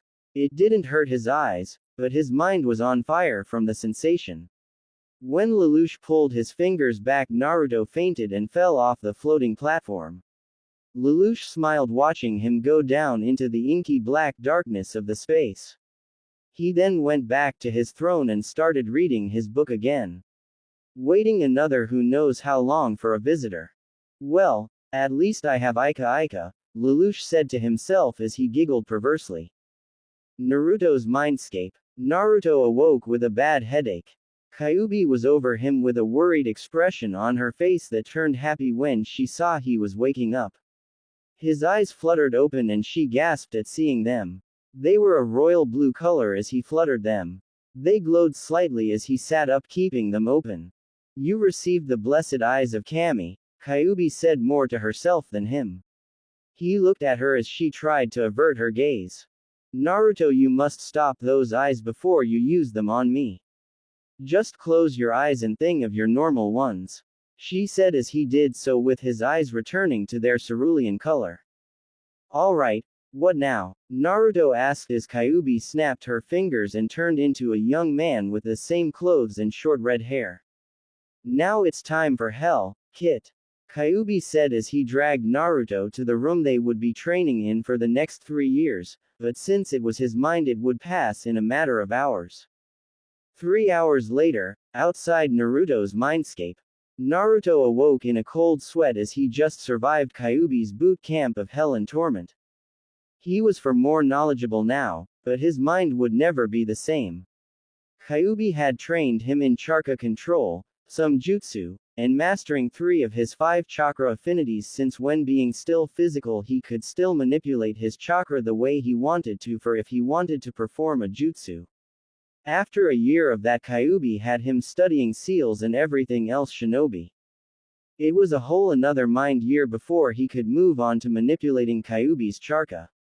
He had finally mastered it when Kyuubi had told him the last thing he wanted to hear. Kyuubi was being drained away. Naruto had converted a large amount of chakra in his training, and now Kyuubi would disappear in a year if he couldn't find a body for Kyuubi to transfer into. It was a good thing that in the first and second years he had discovered some interesting things about his bloodline, the Daiyugan. Now he was face to face with a worried Jiraiya, to who he told everything to. Jiraiya wanted to faint after hearing that tale, but he needed confirmation. So let me get this straight. The Kyuubi, who can be a girl who's in love with you, or a boy who's a drill sergeant, trained you for 3 years in your mind. But before that, you gained the Namikaze bloodline Dujutsu, and the one Minato's father had wasn't even the true full power of it. Also, you're the first to receive its true power because you were willing to give up your hatred for others. Jiraiya said incredulously as Naruto nodded truthfully each time. Jiraiya nodded slowly as he fell back, finally allowing himself to faint. Naruto only looked at him, then shrugged as he got his Daiyugan scroll and activated his eyes to read more on the powers his eyes had. Interesting, Naruto said with a fox-like grin as he read the scroll. Yup, tomorrow's training with Jiraiya would be interesting indeed. The next day, Naruto and Jiraiya had gotten up early to train and then moved to the next town in search of Tsunade. That was why they were in Haskin town. Jiraiya said he and Naruto would be collecting some information there. The only problem was, why do I have to stay here? I'm the, now, so why can't I go? Naruto whined as Jiraiya sighed at his actions. I thought you said that you grew smarter. Jiraiya asked as Naruto blinked. I did, but that doesn't mean I'm still not 13, pervy sage. Besides, Q-chan said she likes my childishness. Naruto said with a pout. Well, I don't care for it much. Here, study this jutsu and when I come back I'll see how far you've truly gotten with Kyuubi. If it's good enough, then I'll start teaching you a truly amazing jutsu, the Rasengan. Jiraiya said as he gave Naruto a scroll. Naruto blinked a few times as raised his hand slightly like he was holding a fruit. You mean this? Naruto said as chakra swirled in his hand until it formed a perfect Rasengan. Jiraiya narrowed his eyes as he studied the jutsu. How did you learn this? Jiraiya asked in a serious voice with narrowed eyes. He knew he hadn't even mentioned it to Naruto and the boy knew it already. Jiraiya knew he was supposed to be the only one to know that jutsu besides the boy's father, Minato. I saw it and studied it when you fainted last night. It was in a blood seal scroll from Dad. He had some great tips, hints, and tricks on it too. Naruto said energetically as he formed another in the opposite hand. Jiraiya almost fainted again, but stopped because this time Naruto might learn the Fly Thunder God Jutsu if he did. That year of chakra exercises paid off, don't ya think? Naruto said as he dispelled both Rasengan from his hands. Yeah well, just study that jutsu, okay. It'll be helpful in future battles, Jiraiya said quickly before he vanished in a plume of smoke. Naruto sighed as he sat down and opened the scroll. Fire style. Small fire stream jutsu. This technique is used as the parent jutsu of almost any fire jutsu used. It was created by Akira Sarutobi and requires no hand seals. Naruto started reading as he sat there in the hotel room. With Itachi and Kisame, we're getting close. I can feel Naruto's chakra from here and it's much stronger and more controlled than the last time we saw him. Itachi said in monotone with Kisame nodded as they strolled into the outskirts of town. Yeah, you're right. It's focused to the point of great chakra control, but it still isn't at mastery yet, although it's definitely more power. I'd say he was at low chunin in both before, but it seems that he just jumped to Sannin level in 2 days. It's almost as if he's been training for years. Oh well, that'll just make it more fun to have a battle against him. Kisame said with a wide shark-like grin showing his shark-like teeth. Itachi nodded as he too wished to test the limits of Naruto's newfound power. Then let's not make haste, Itachi said as he and Kisame took to the roofs and ran toward Naruto was located. With Kakashi. So Naruto went with Jiraiya-sama to find Tsunade-sama to help me. Kakashi said in an extremely weak voice as he lay unmoving in his bed. The only part of him he could move was his eyes and his head a bit, but that wasn't much. In the room with him were some people mainly Asuma, Guy, and Kurenai but also Hyuga Azuki and Shikaku Nara. That's Naruto-sama, or Hokage-sama, Kakashi-senpai. You of all people should know how to show the proper respect for the Hokage. Hyuga said as Kakashi seemed to simply ignore her. She wasn't sure if he hadn't heard or what, but it made her uneasy about him and his loyalties. Anyways, that's everything from the meetings and so now all of you are filled in, and Kakashi, show Naruto-sama the respect he deserves. After all, he could just have you killed if he wanted, Shikaku said lazily, but smirked as the little color Kakashi had faded. I'm very respectful of Naruto, but that doesn't mean we should let it go to our heads nor his. I mean, he is just a genin after all. He may be Hokage now, but he doesn't have any of the power to back up the title. I'll admit he may have a few good jutsu, but he lacks the intellect and power to be a proper Hokage. At first I was caught in all the hype that my student became Hokage, but he really can't do it. He's the weakest of my team. Now Sasuke on the other hand, he defeated Gaara, the one-tailed Jinchuriki, Kakashi said as he stared at the ceiling. He was oblivious to the anger and shock of the others in the room. They were the ones who really knew of the battle, mainly because Hyuga was the one to witness it.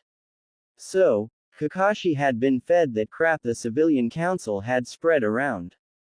Kakashi, do you mind if I go for a smoke? Asuma asked as he nodded to the others that they would deal with it later. They nodded back as Shikaku and Hyuga left in a plume of smoke. Asuma sighed as he sat back down. Kakashi finally, and painfully craned his neck over so he could look at them. I thought you were going for a smoke, and where are Shikaku and Hyuga? Kakashi asked as Asuma shrugged nonchalantly. I decided against it since my friend's hurt, and I think those two needed to get work done, so they left as fast as they could. Asuma said as Kakashi nodded at the lies. After talking more for a few minutes, Kakashi had fallen asleep and the others were talking amongst themselves. Shish, Guy said as the door opened to reveal Sasuke. Sasuke took a quick glance around the room and frowned as he walked into it. Why is Kakashi asleep and why is this room full of Jonin? Sasuke asked, or rather demanded, as if he was entitled to the answers.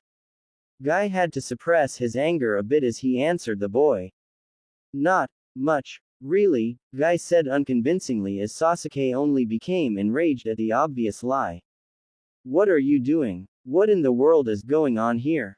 Sasuke asked heatedly as they only avoided his gaze so they wouldn't be tempted to kill him. He was their new Hokage's friend and so they would kill him just yet. Just then the door burst open and a random special Jonin came into the room. Hey, is it true that Itachi has returned? And that he's come here to get Naruto-sama? Sasuke had completely missed the sama part as he was stuck on the fact his brother had been in the village and not dead at his feet. The Jonin looked about and his eyes laid on Sasuke. He froze at seeing the last Uchiha. Kurenai called him an idiot as Sasuke ran from the room and toward his brother. He'd kill Itachi this time, and that was a promise. And so this jutsu is to become intertwined and used to prepare for any fire-style jutsu that will be used in the future.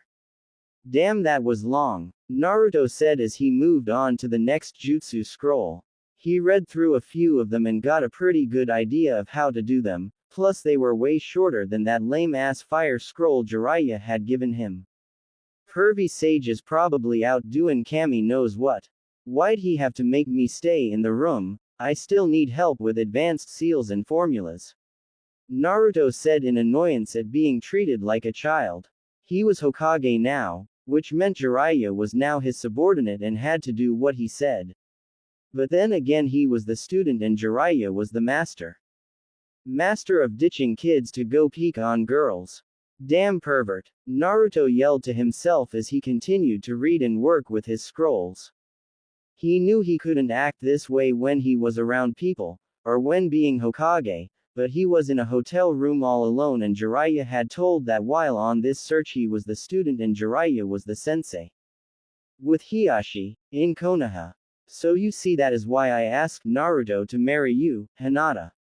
I believe him to be the best male for you and so he is to be your husband when you turn 16 years old, the age of marriage. Besides, I don't want to give up my daughter to some pig for good clan alliances, and by marrying you to your true love I'm being both a good father and clan head. Hiashi said to Hinata and Hanabi as they had been pestering him about it, mainly Hanabi. Thank you, father, but what of Hanabi? The clan elders will marry her off as well once they see that I'm with Naruto-kun.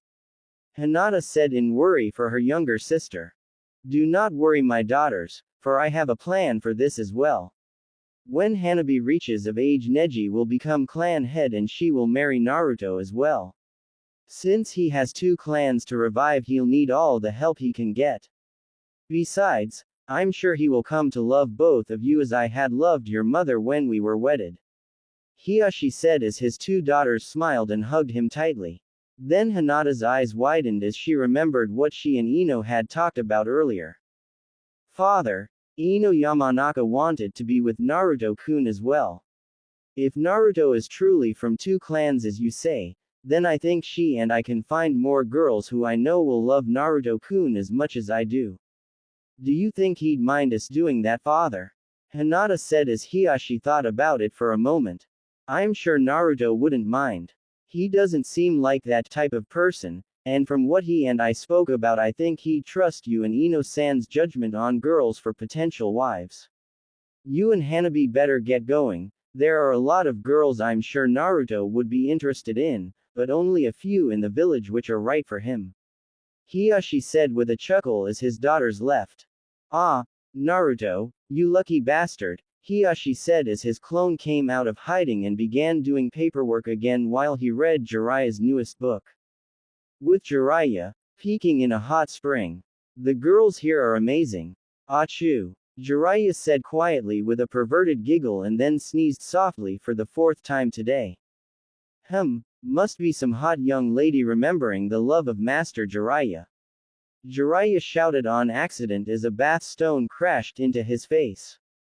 Get that pervert, a sexy young woman yelled as she covered herself. She and the 20 other women then proceeded to beat Jiraiya crap less as his screams were heard all over the town. With Naruto, in the hotel room. That perv just got his ass pounded worse than Orochimaru. Naruto said as he laughed from hearing the girlish scream of his sensei.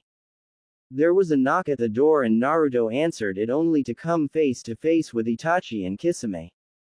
I thought I told you to stay in the village, and why is he here? Naruto said with a frown on his face as Itachi bowed to him.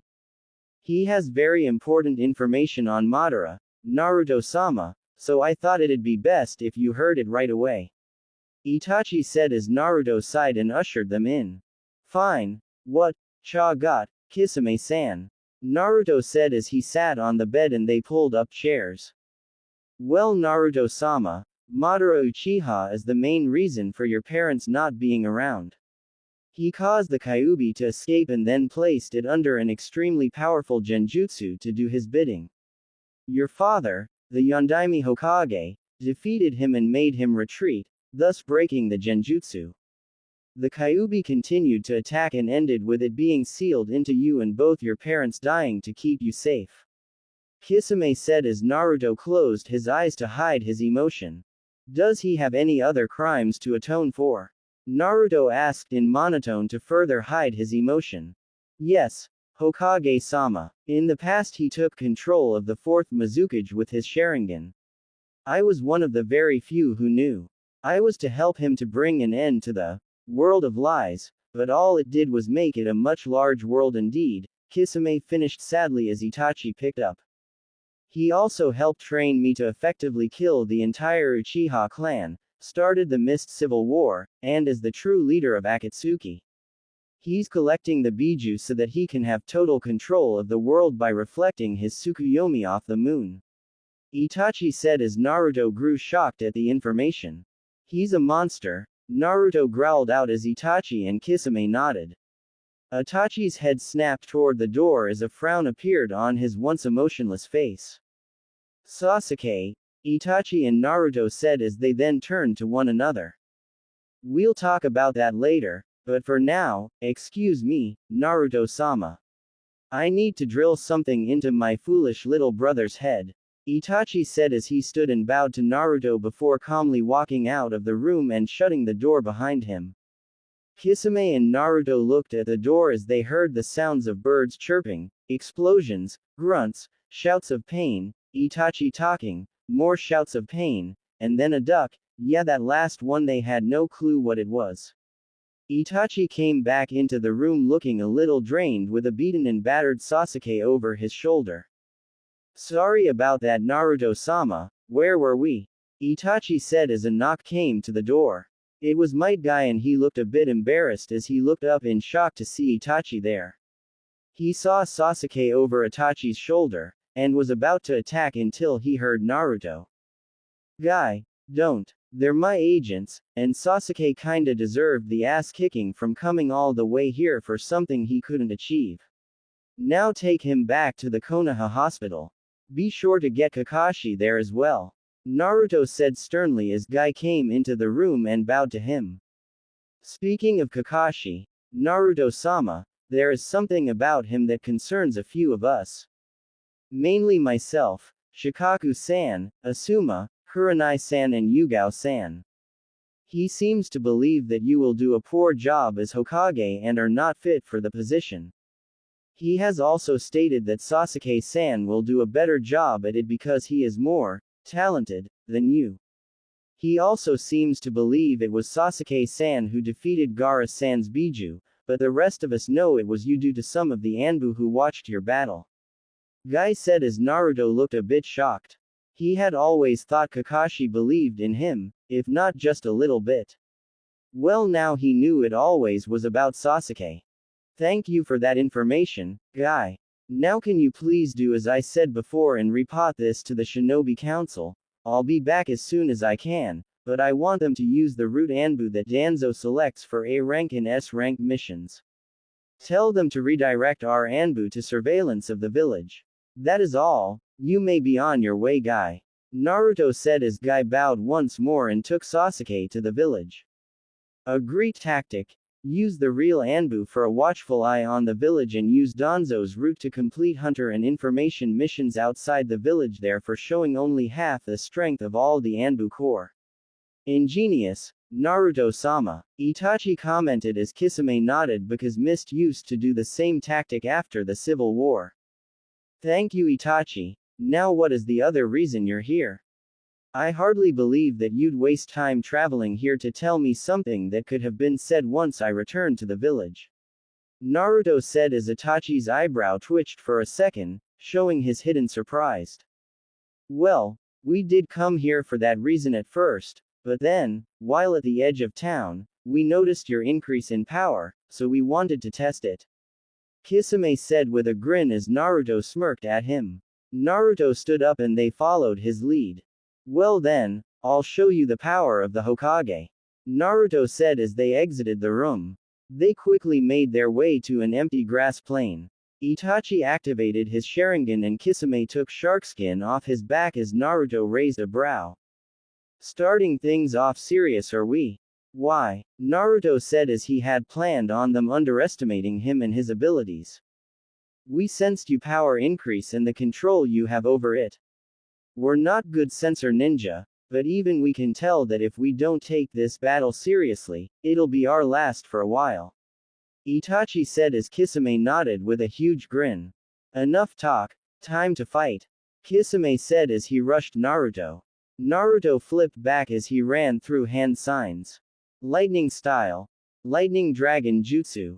A huge dragon made of lightning streaked out of his open palm, utterly decimating the spot Kisame was before he leapt high into the air. Itachi raced through hand signs at a blinding speed before inhaling deeply. Fire style. Grand Fireball Jutsu. A giant fireball 5x the size the one Sasuke could make raced at Naruto as he barely dodged out of the way. The flames of the edge of the fireball caught his foot as he stumbled to the ground. He held his ankle and foot as he looked at Itachi who pointed upward. Naruto cursed as he quickly bit his thumb and drew blood. He slammed his palm to the ground and a seal matrix appeared where he did. Summoning Jutsu. A large poof of smoke, large Kisame's sword slammed into the shield of Gamaken the guardian toad. Gamaken pushed Kisame off his shield and high into the air as Naruto leapt up into the air after him. Gamaken then impaled Itachi with his Sasumata. Itachi merely stood stock still and then busted into Crow who flew after Naruto. Gamaken sighed as he dispelled from the battle. Where do you think you're going? Itachi said once the crows reformed into front of Naruto, who only smirked at seeing the 18-year-old Uchiha. Nowhere, because I was meant to hold you off. Naruto said as Itachi gave a raised brow. His eyes widened as he drew a kunai at Naruto, who was hit by it and dispelled into smoke, revealing him to be nothing but a clone. Itachi turned around to Kisame to see Naruto behind the shark-like man with his fist cocked back. Itachi, with the use of his Sharingan, noticed that Naruto had used Dancing Shadow Leaf to get behind Kisame and that there was wind chakra infused within the punch that was about to be delivered. Kisame, watch out. Behind you, Itachi said as he flashed through hand signs. Kisame turned around, but it was too late as Naruto fist impacted with Kisame's gut. Wind style. Tornado fist. Naruto said as he twisted his fist into Kisame's gut and sent the man swirling toward the ground. Kisame flipped over when he was close to the ground and landed softly in a low crouch as he had went through 10 hand signs. Naruto's eyes widened as he could tell what was about to happen. Water style. Great water bullet jutsu. Kisame then fired a large blast of water at Naruto, who was still high in the air as he looked down at the two with wide eyes. Seeing the large water jutsu heading towards him, Naruto did a single one-handed hand seal and brought his index and middle fingers to his lips while taking a deep breath. Fire style. Fire stream jutsu. Naruto called out as he channeled more and more chakra into the jutsu so it would overpower Kisame's water one. He saw that it wasn't working, so he used a bit of Kyuubi's chakra and the flames of the jutsu turned white and red as he increased its power. Fire style. Dragon's Rage Jutsu. Naruto's new jutsu completely bested Kisame's own as it dissolved the chakra-infused water and sped to the two Akatsuki members. Although as soon it did this, Itachi disappeared and reappeared above Naruto and brought a harsh kick down on top of his head, slamming him down into the ground. But when Itachi hit him, he quickly realized that the Naruto he hit wasn't the real Naruto, as when he hit him, Naruto turned into a wooden person, revealing that Naruto had replaced himself with a wood clone. But how? Itachi questioned as he started to look around for the real Naruto, although before he could find him, he suddenly found thousands of water needles surrounding him, where he heard Naruto's voice cry out the name of the technique. Secret Ice Style Jutsu. 1,000 Needles of Death. Upon which the thousands of ice needles surrounded him, all closed him on around him and impaled him, but as soon as they did, Itachi reverted into crows, revealing that he himself was a crow clone. When Itachi reappeared beside, he suddenly turned around to find Naruto behind them with his hands in a clapped position. Kisame turned back and they were both frozen to the spot as they saw Naruto form the one seal they only knew of one Kage ever doing. Water style. Water shockwave. After which water came from the air and formed a vortex around Naruto that overflowed from his position in the form of a crescent wave. Luckily though, for Kisame and Itachi, they were able to jump up into the air in time and avoid being drowned by the waves. Earth style. Mud wall. Itachi said as he spat up mud that formed a giant wall that he and Kisame rested upon. Itachi watched Naruto silently with his Sharingan spinning wildly as he gave the youth a small smile. Kisame, we must stop now. You know that only the Nadaime could use that jutsu and there is no telling how many more powerful jutsu he's learned since we've never truly fought him before. He was even able to use all 5 elements in powerful jutsu and increase their power with his own chakra and Kyuubi. He has also shown jutsu which only the Shodai and Nadaime Hokage have ever been able to use, but they're not exactly to those levels yet. But I'm certain if we continue like this it'll come down to my Sharingan and your sword, which it shouldn't in a spar. Itachi said as he tried to memorize the jutsu with his Sharingan, but he noticed that he couldn't. He wondered why. Yeah, he's really a powerhouse, Itachi. He kept up with us at half power, and he may not be using all his power either. It's like fighting one of the Sannin, 'cause ya never know how he'll change the tide of this fight. Kisame said as he ran through hand signs and made the water back into vapor. Itachi dispelled his mud wall as they walked up to a panting and sweating Naruto. You guys win. I'm beat. Those were all the jutsu I knew and I don't wanna use my bloodline on you too. I wanna test that on someone else. But don't worry, once Jiraiya sensei really starts my training and I get the other jutsu I have in the scrolls, I'll be able to keep up with you too. So, how'd I do? Naruto said as he fell to the ground and sat there. Itachi smiled at him while Kisame gaped like a fish. What? You mean we were about to give up, but he's not even in his training yet? Worst of all, he's 13. That means he's stronger than you were at that age, Itachi. We fought him at half power and he's saying Jiraiya-sama hasn't even started his training yet. I can't wait until you're done with it. Kisame shouted in disbelief, but it quickly turned to excitement for the challenge of a powerful Naruto to battle with and against. Itachi only nodded his head as he too felt that surprise and excitement. He didn't like fighting for life or death, but sparring every now and then was relaxing and fun. Well then, I believe this will help you along the way. Itachi said as he reached into his robe and pulled out a small scroll. It read Genjutsu on it and he handed it to Naruto. Thanks Itachi, it means a lot. Naruto said as he smiled up at Itachi. Kisame looked in thought and snapped his fingers as he pulled out an scroll and unrolled it. I was saving this in case I ever had an apprentice, but I'm sure you'll do me proud by wielding it instead, Hokage-sama. Kisame said as he placed his hand over the seal inside the scroll. A poof of smoke later revealed a regular katana, with a simple cross guard, which is a simple open frame, much like a 4-pane window. It has a white-colored hilt and white sheath. I took this off a grass anbu I killed once. I was never able to use it properly, but I feel as though you would. The ninja said it was called Senbon Sakura and that it had a mysterious power that let it rival our blades of the 7 swordsmen of the Hidden Mist. That was all he told me before he died, but I'm sure you'll learn along the way, Hokage-sama. Kisame said as he handed the katana to Naruto, who was shocked. Thank Kisame, I use it in Itachi's jutsu with reserve and pride. Naruto said with a small bow of respect for the two. We must leave now, Hokage-sama. Pain is calling for all Akatsuki members, but we'll return as soon as we can.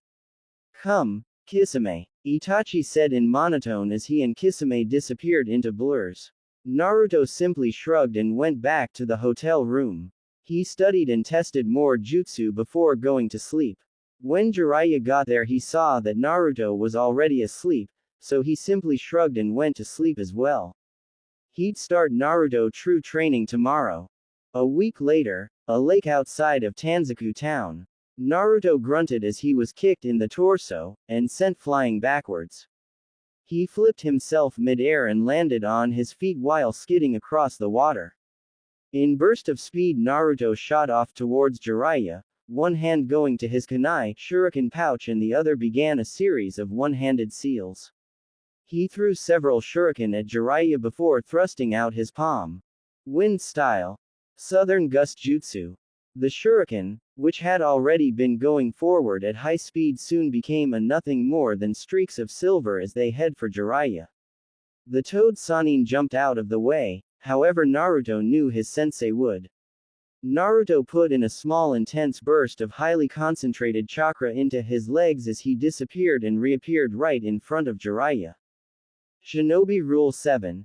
Never let your guard down, pervy sage. Naruto said cheekily with a smirk as Jiraiya's eyes widened a bit. Naruto aimed a punch at his sensei's stomach, which Jiraiya swatted away in the hopes of knocking Naruto off balance.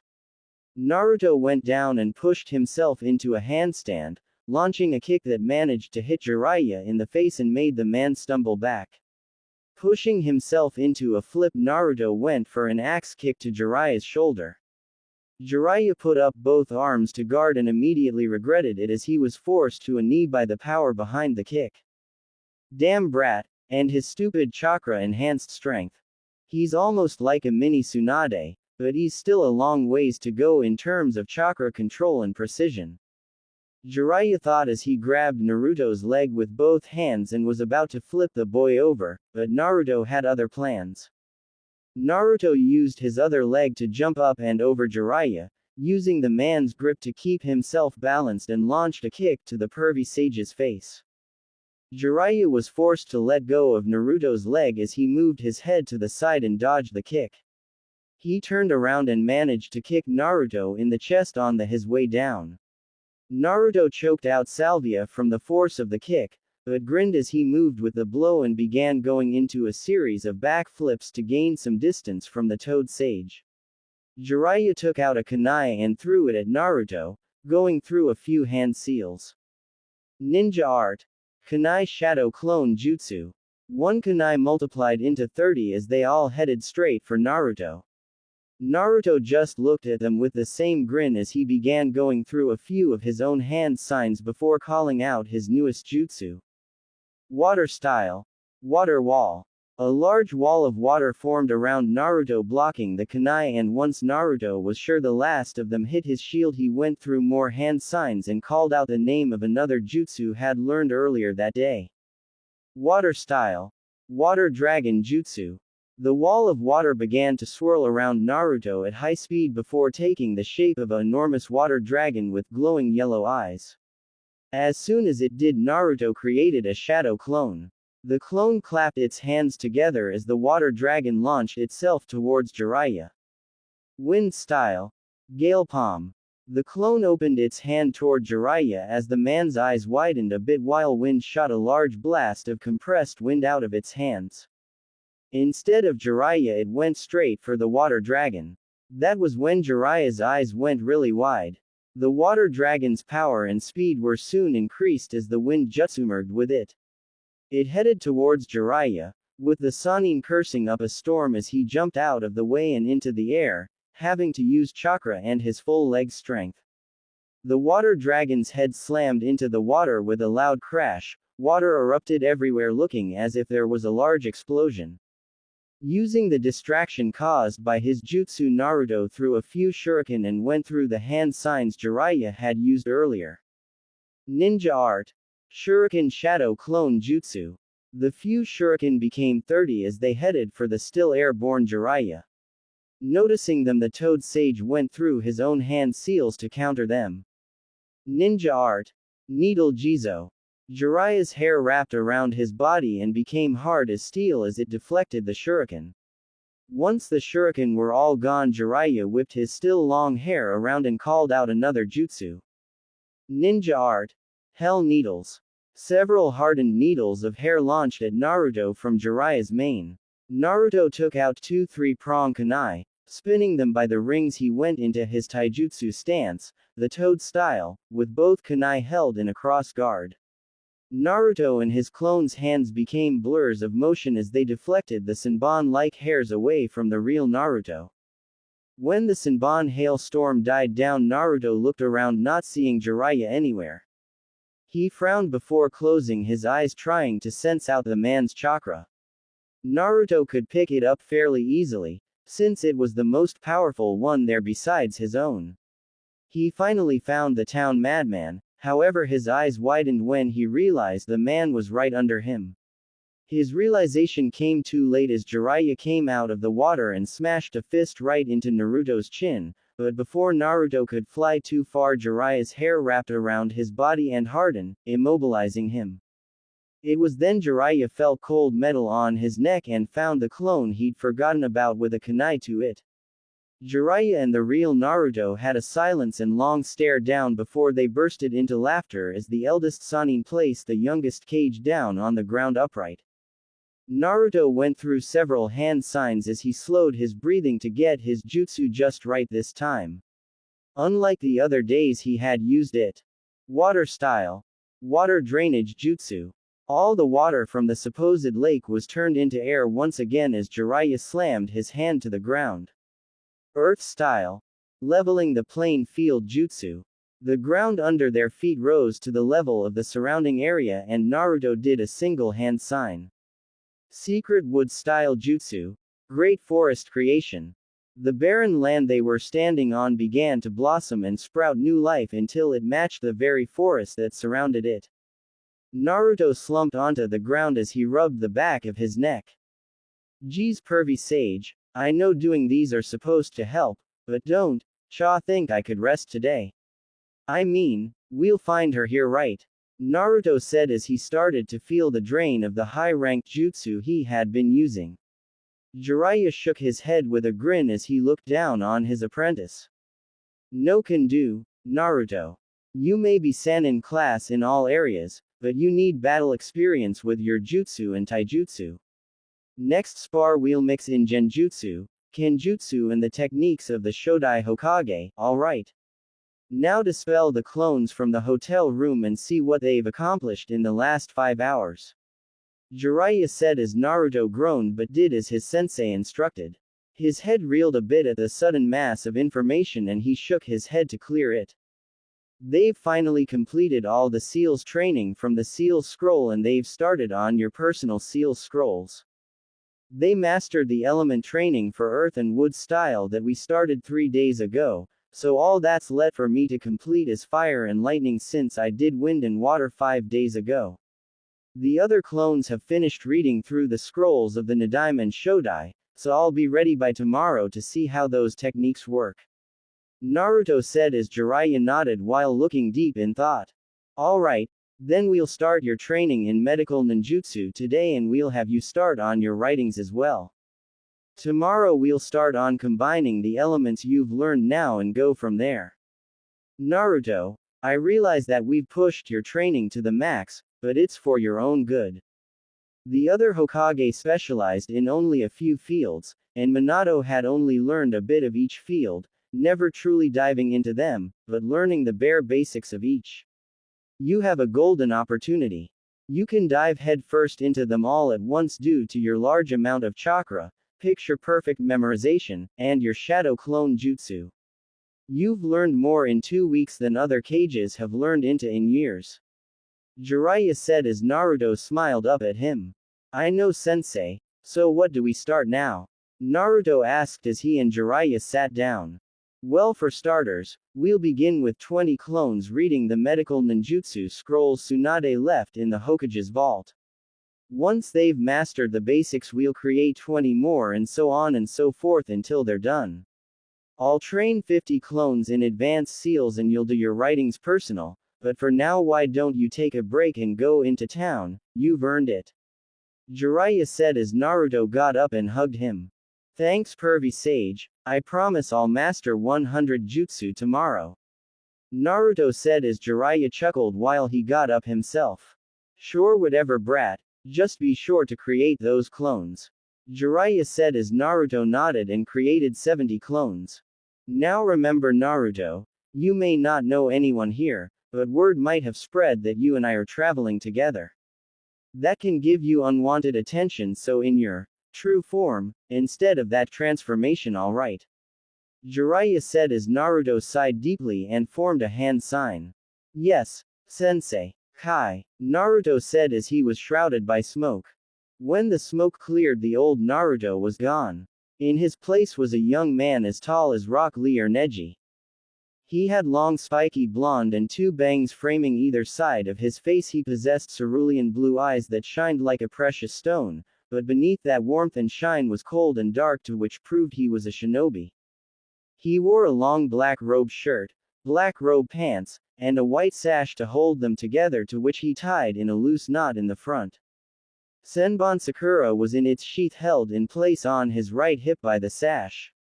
He liked to call his little wardrobe a shihakusho because, well, he just thought it sounded cool. Okay. He wore a long white haori with long sleeves over that.